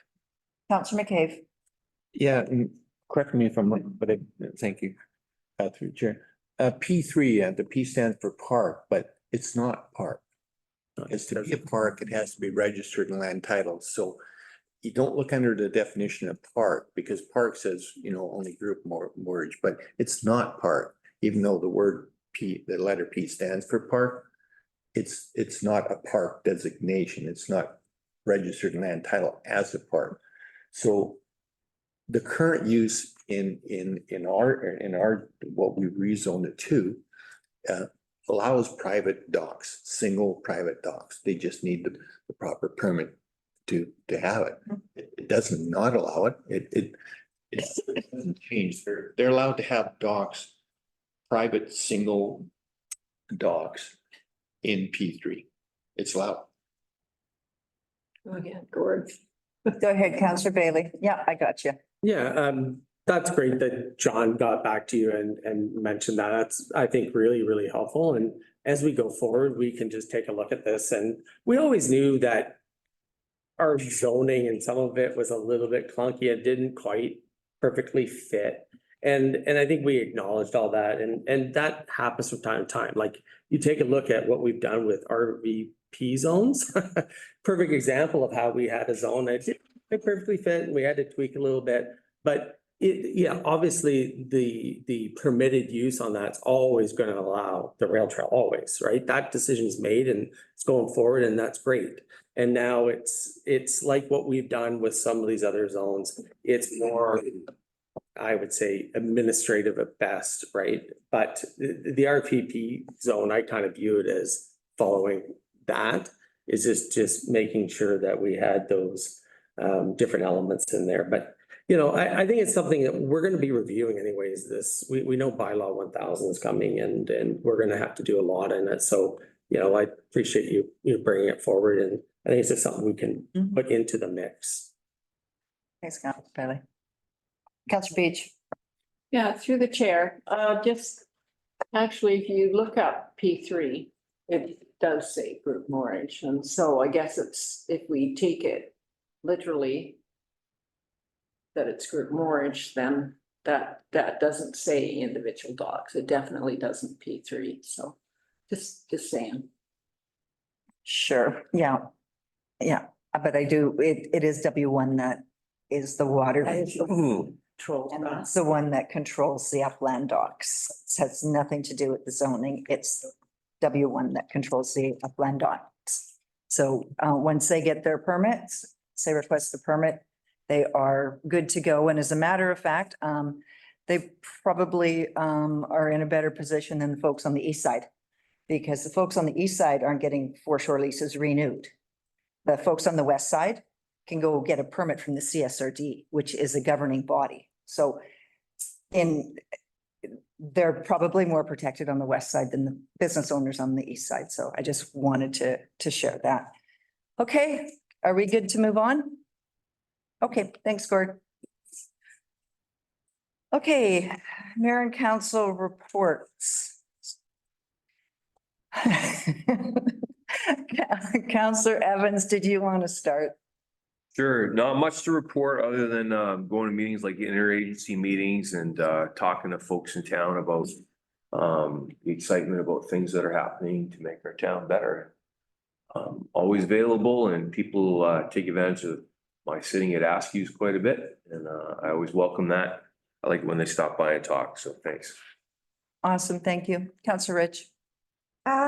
Pam and I did the online predator and cyberbullying program at the library, and we had a very good turnout and just information that'll be going up online. And besides that, not a whole lot. I do want to say Jake DeWitt has put together 16 female teams, and it's the first time in 15 years that we've had a tournament like that. That is on May 25 and 26, and there was players from Canada, Australia, UK, and the USA, and the Sycamoose Angels will be playing there. And the other thing that is happening is we've got over 60 kids in our minor baseball right now. It's the first time in, again, about 10 years that we have a U9, U11, and a U13, and next year we probably will have a U15 too. So just crazy good that ball's taken off in Sycamoose, and again, it just shows that families are here, and we're doing a really good job with rec and keeping our fields and doing all that kind of thing. So really appreciate everybody in the community that is volunteering and sponsoring, and keep it up. Great, that's excellent news. Thanks. So Rich, Councillor Bushel. Yes, through the chair, just remind everybody that we have this weekend, we have our Communities in Bloom Town Cleanup on Saturday morning. So we start at 8 o'clock and looking for volunteers. So anybody that wants to help out, we'd love to have you at the rec center. You can register at the office, and there's also lunch provided if you register.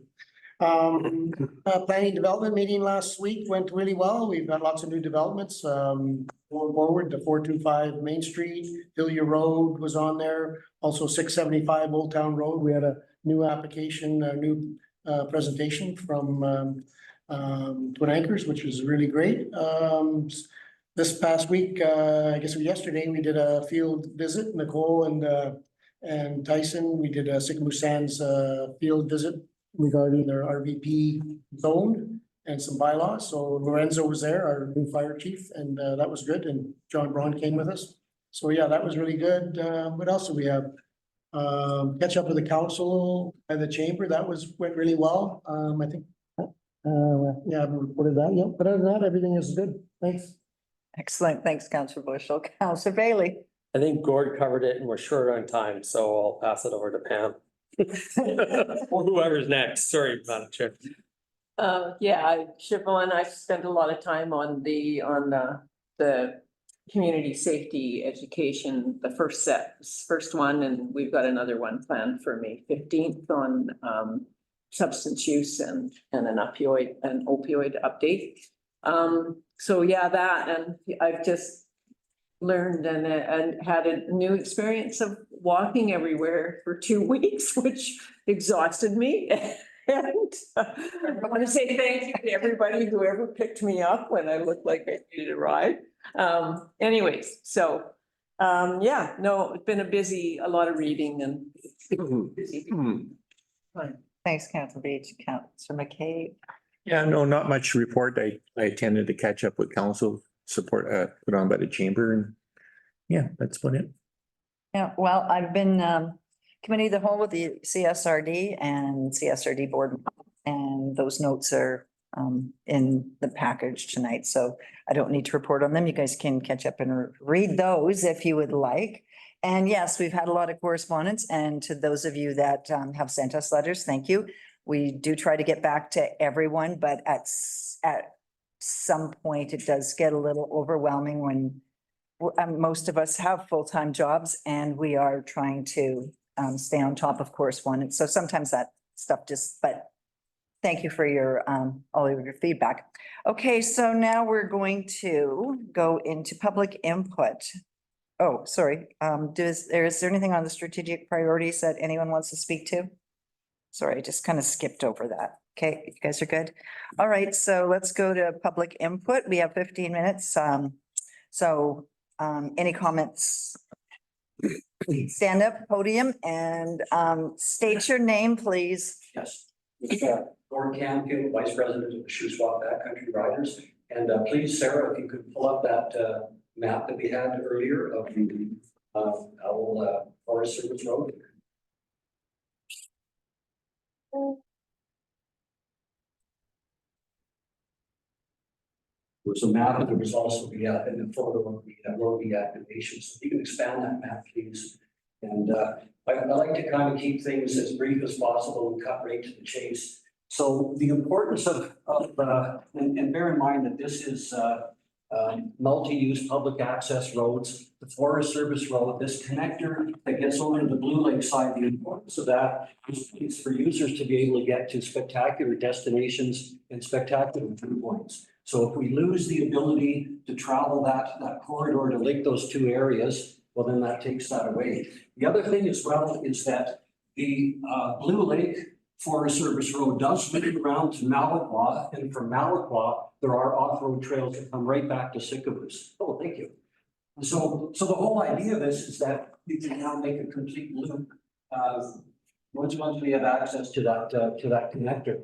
And so the impact to the community is, if I can put it in this perspective, everybody knows the Sycamores lookout. If they deactivate the road to that, what would be the impact to the community? Well, this is exactly the impact that would happen here.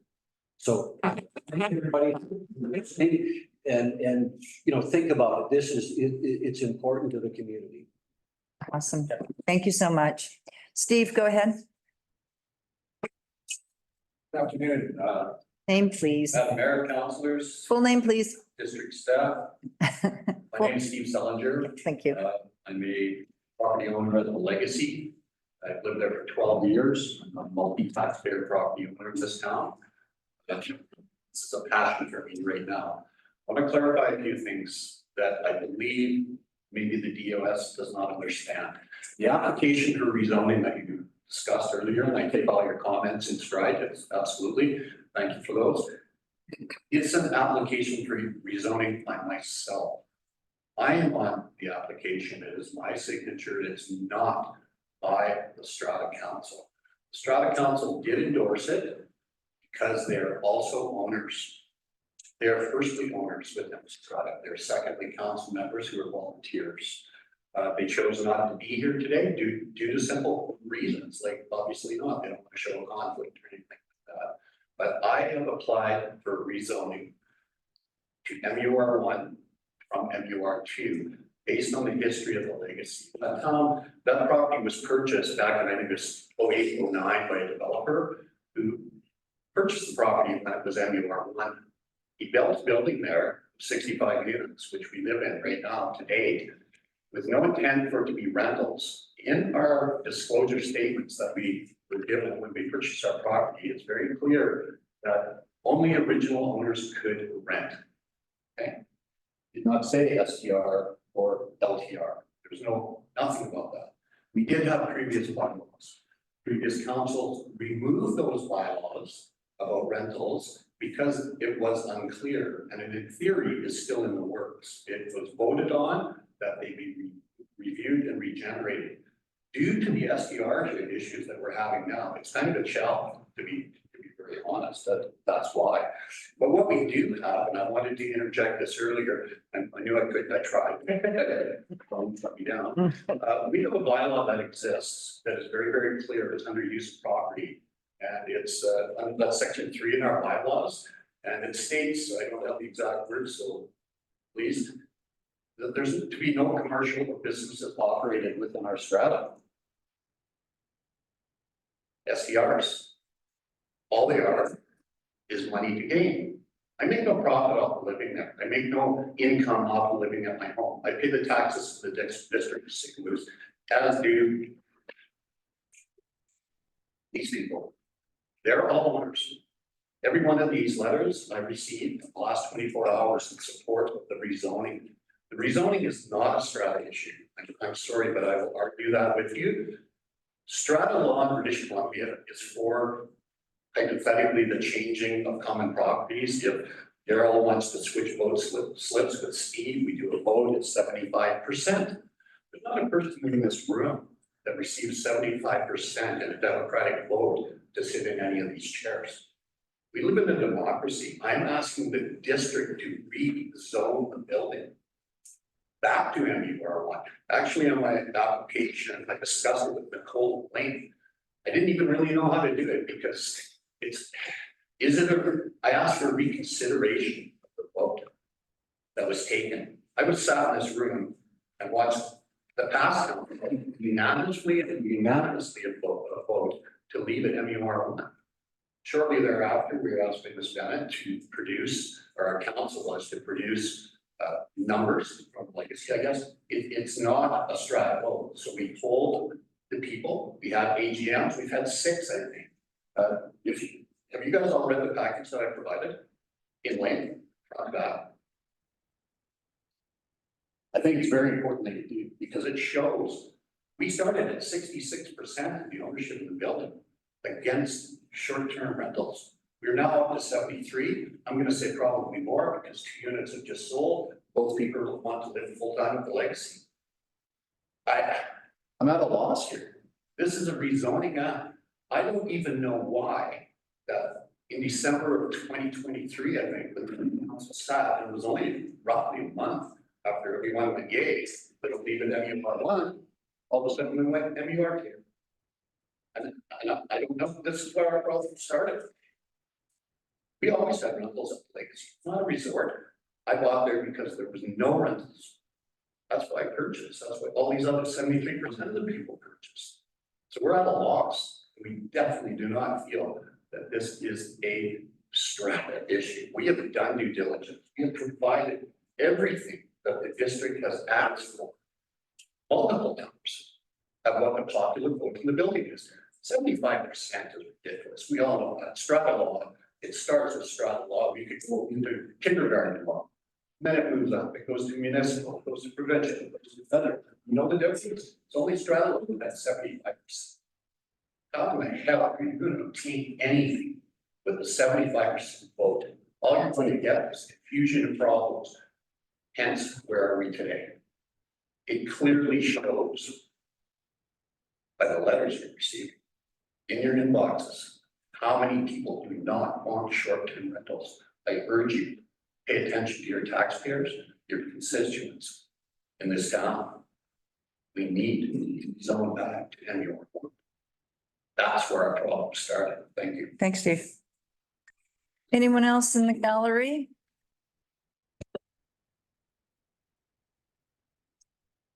I'm Colin Underwood. I am the big bad wolf. Obviously, I've talked to Nicole Hansen at length and Kelly Bennett, I think a little bit as well. So I just want to first start basically by saying I'm sorry that the district has brought into, you know, what is the legacy drama and continues to be.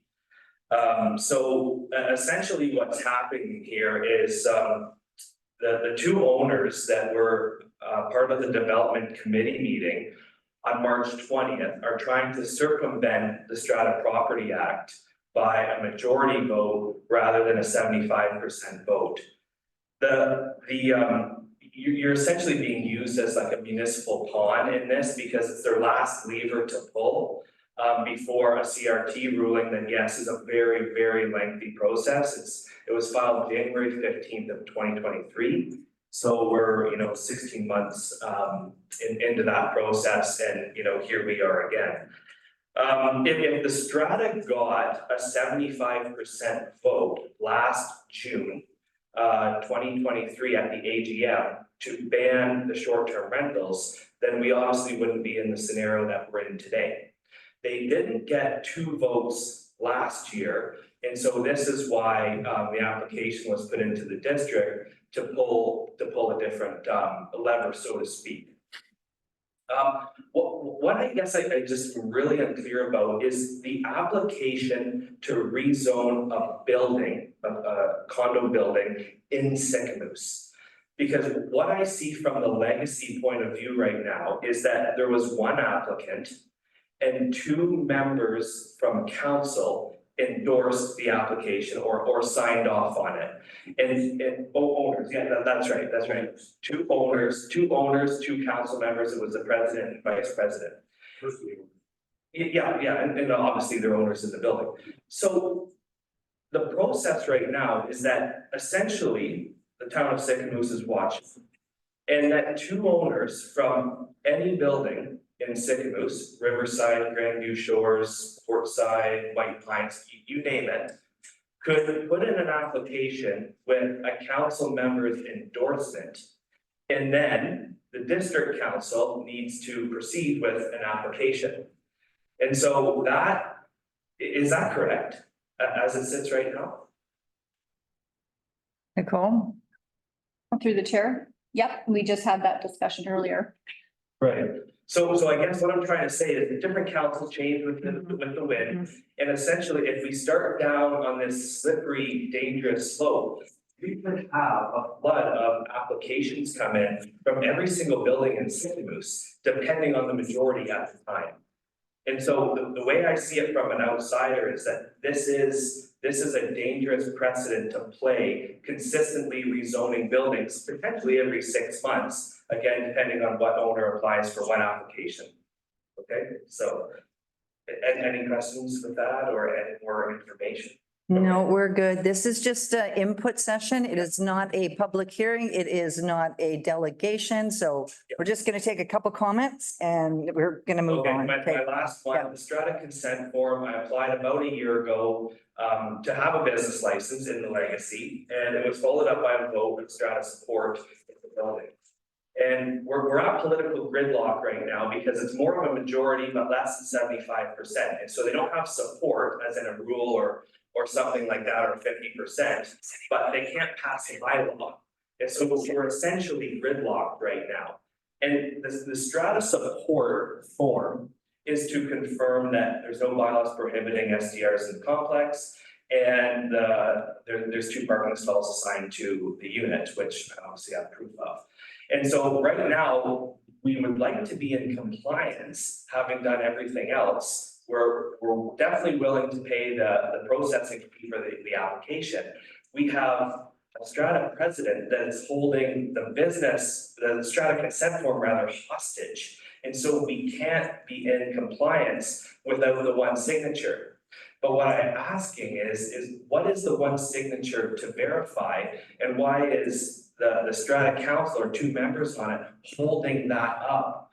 That why is their signature any more important than my neighbor's signature in the building, just as an example? You see what I mean? So trying to get into compliance, I've sent the bylaws, but we're stopped there with one signature that we can't get it signed in the building.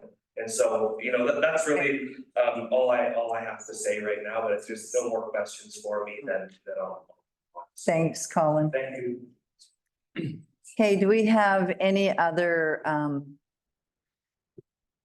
okay, all right, we'll go with the lady over there and then the gentleman in the ball cap. And if we could just make this a little bit shorter, we do have to go into another meeting, so. Yeah, legacy. I bought that place a couple of years ago with the zoning of short-term rentals or vacation rentals is how it was listed.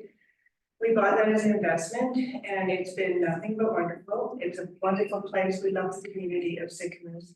I'd like to thank you all for being sucked into this horrendous discussion that happens. This is the second time I've come. It does mean a lot, whatever the decision is, because it's a financial decision in this case. And to sell the property right now, it's devalued so much because it has the reputation of being a divided building. So I just thank you for your attention to it and just, you know, without talking politics, thanks for looking at all angles. Thank you. Go ahead. Hi everyone, my name is Dave Horton, I'm the general manager of Sycamoose, Eagle Valley Snowmobile Club. I took over in October of 2023. Appreciate the invite today and I appreciate the letters of support that put forward. I guess as was mentioned, we have a number of headwinds right now, so keeping our trails open. Councilor Bushel has identified some of those. We haven't even talked about the pass or Grease Mountain yet. We're going to be putting in applications in shortly as well, and we'll certainly appreciate the council's support there. I guess maybe to give a little background quickly on the Owlhead that we're specifically talking about. I've been doing a fair bit of research on the history of that area. Basically what happened was in the 70s, those trails were originally established through the Ministry of Forests. And then around 2002, basically that was all amalgamated with rec sites and trails. And all the files were taken out and no one knows where the files went. So there's no real record of that ever being established. And so we're in the process of reestablishing that now. But of course, things have changed. We need a lot more consultation, we need a lot more support in order to get those formally approved again. So we have the precedent of our section 57, which allows us to maintain the trails. It doesn't actually designate that full-time year-round or exclusively as a snowmobile trail, which is what we'll do in the next few years. The road in question, I think the main concern right now is that bridge that's on the connected trail. When I talk to Excise and Trail, they're concerned who's going to maintain that bridge in the long term. Sure that it meets environmental standards and engineering standards and everything. Who's going to pay for that to be maintained? So I think my impression is they're not really looking to deactivate the road immediately. Their long-term concern is who's going to be responsible for that bridge. There was a club in, I believe, Chatwin that had lost a bridge and they lost their entire snowmobile trail. And the city actually stepped in and guaranteed that bridge and made sure that could be rebuilt and maintained. So again, I don't take any more of your time. I appreciate the time that you've given us and the support you've given us. I'll be hearing from us again soon about our other applications. Thank you. Thank you. Okay, no, Steve, I don't want to bat this back and forth here because then we're going to want to.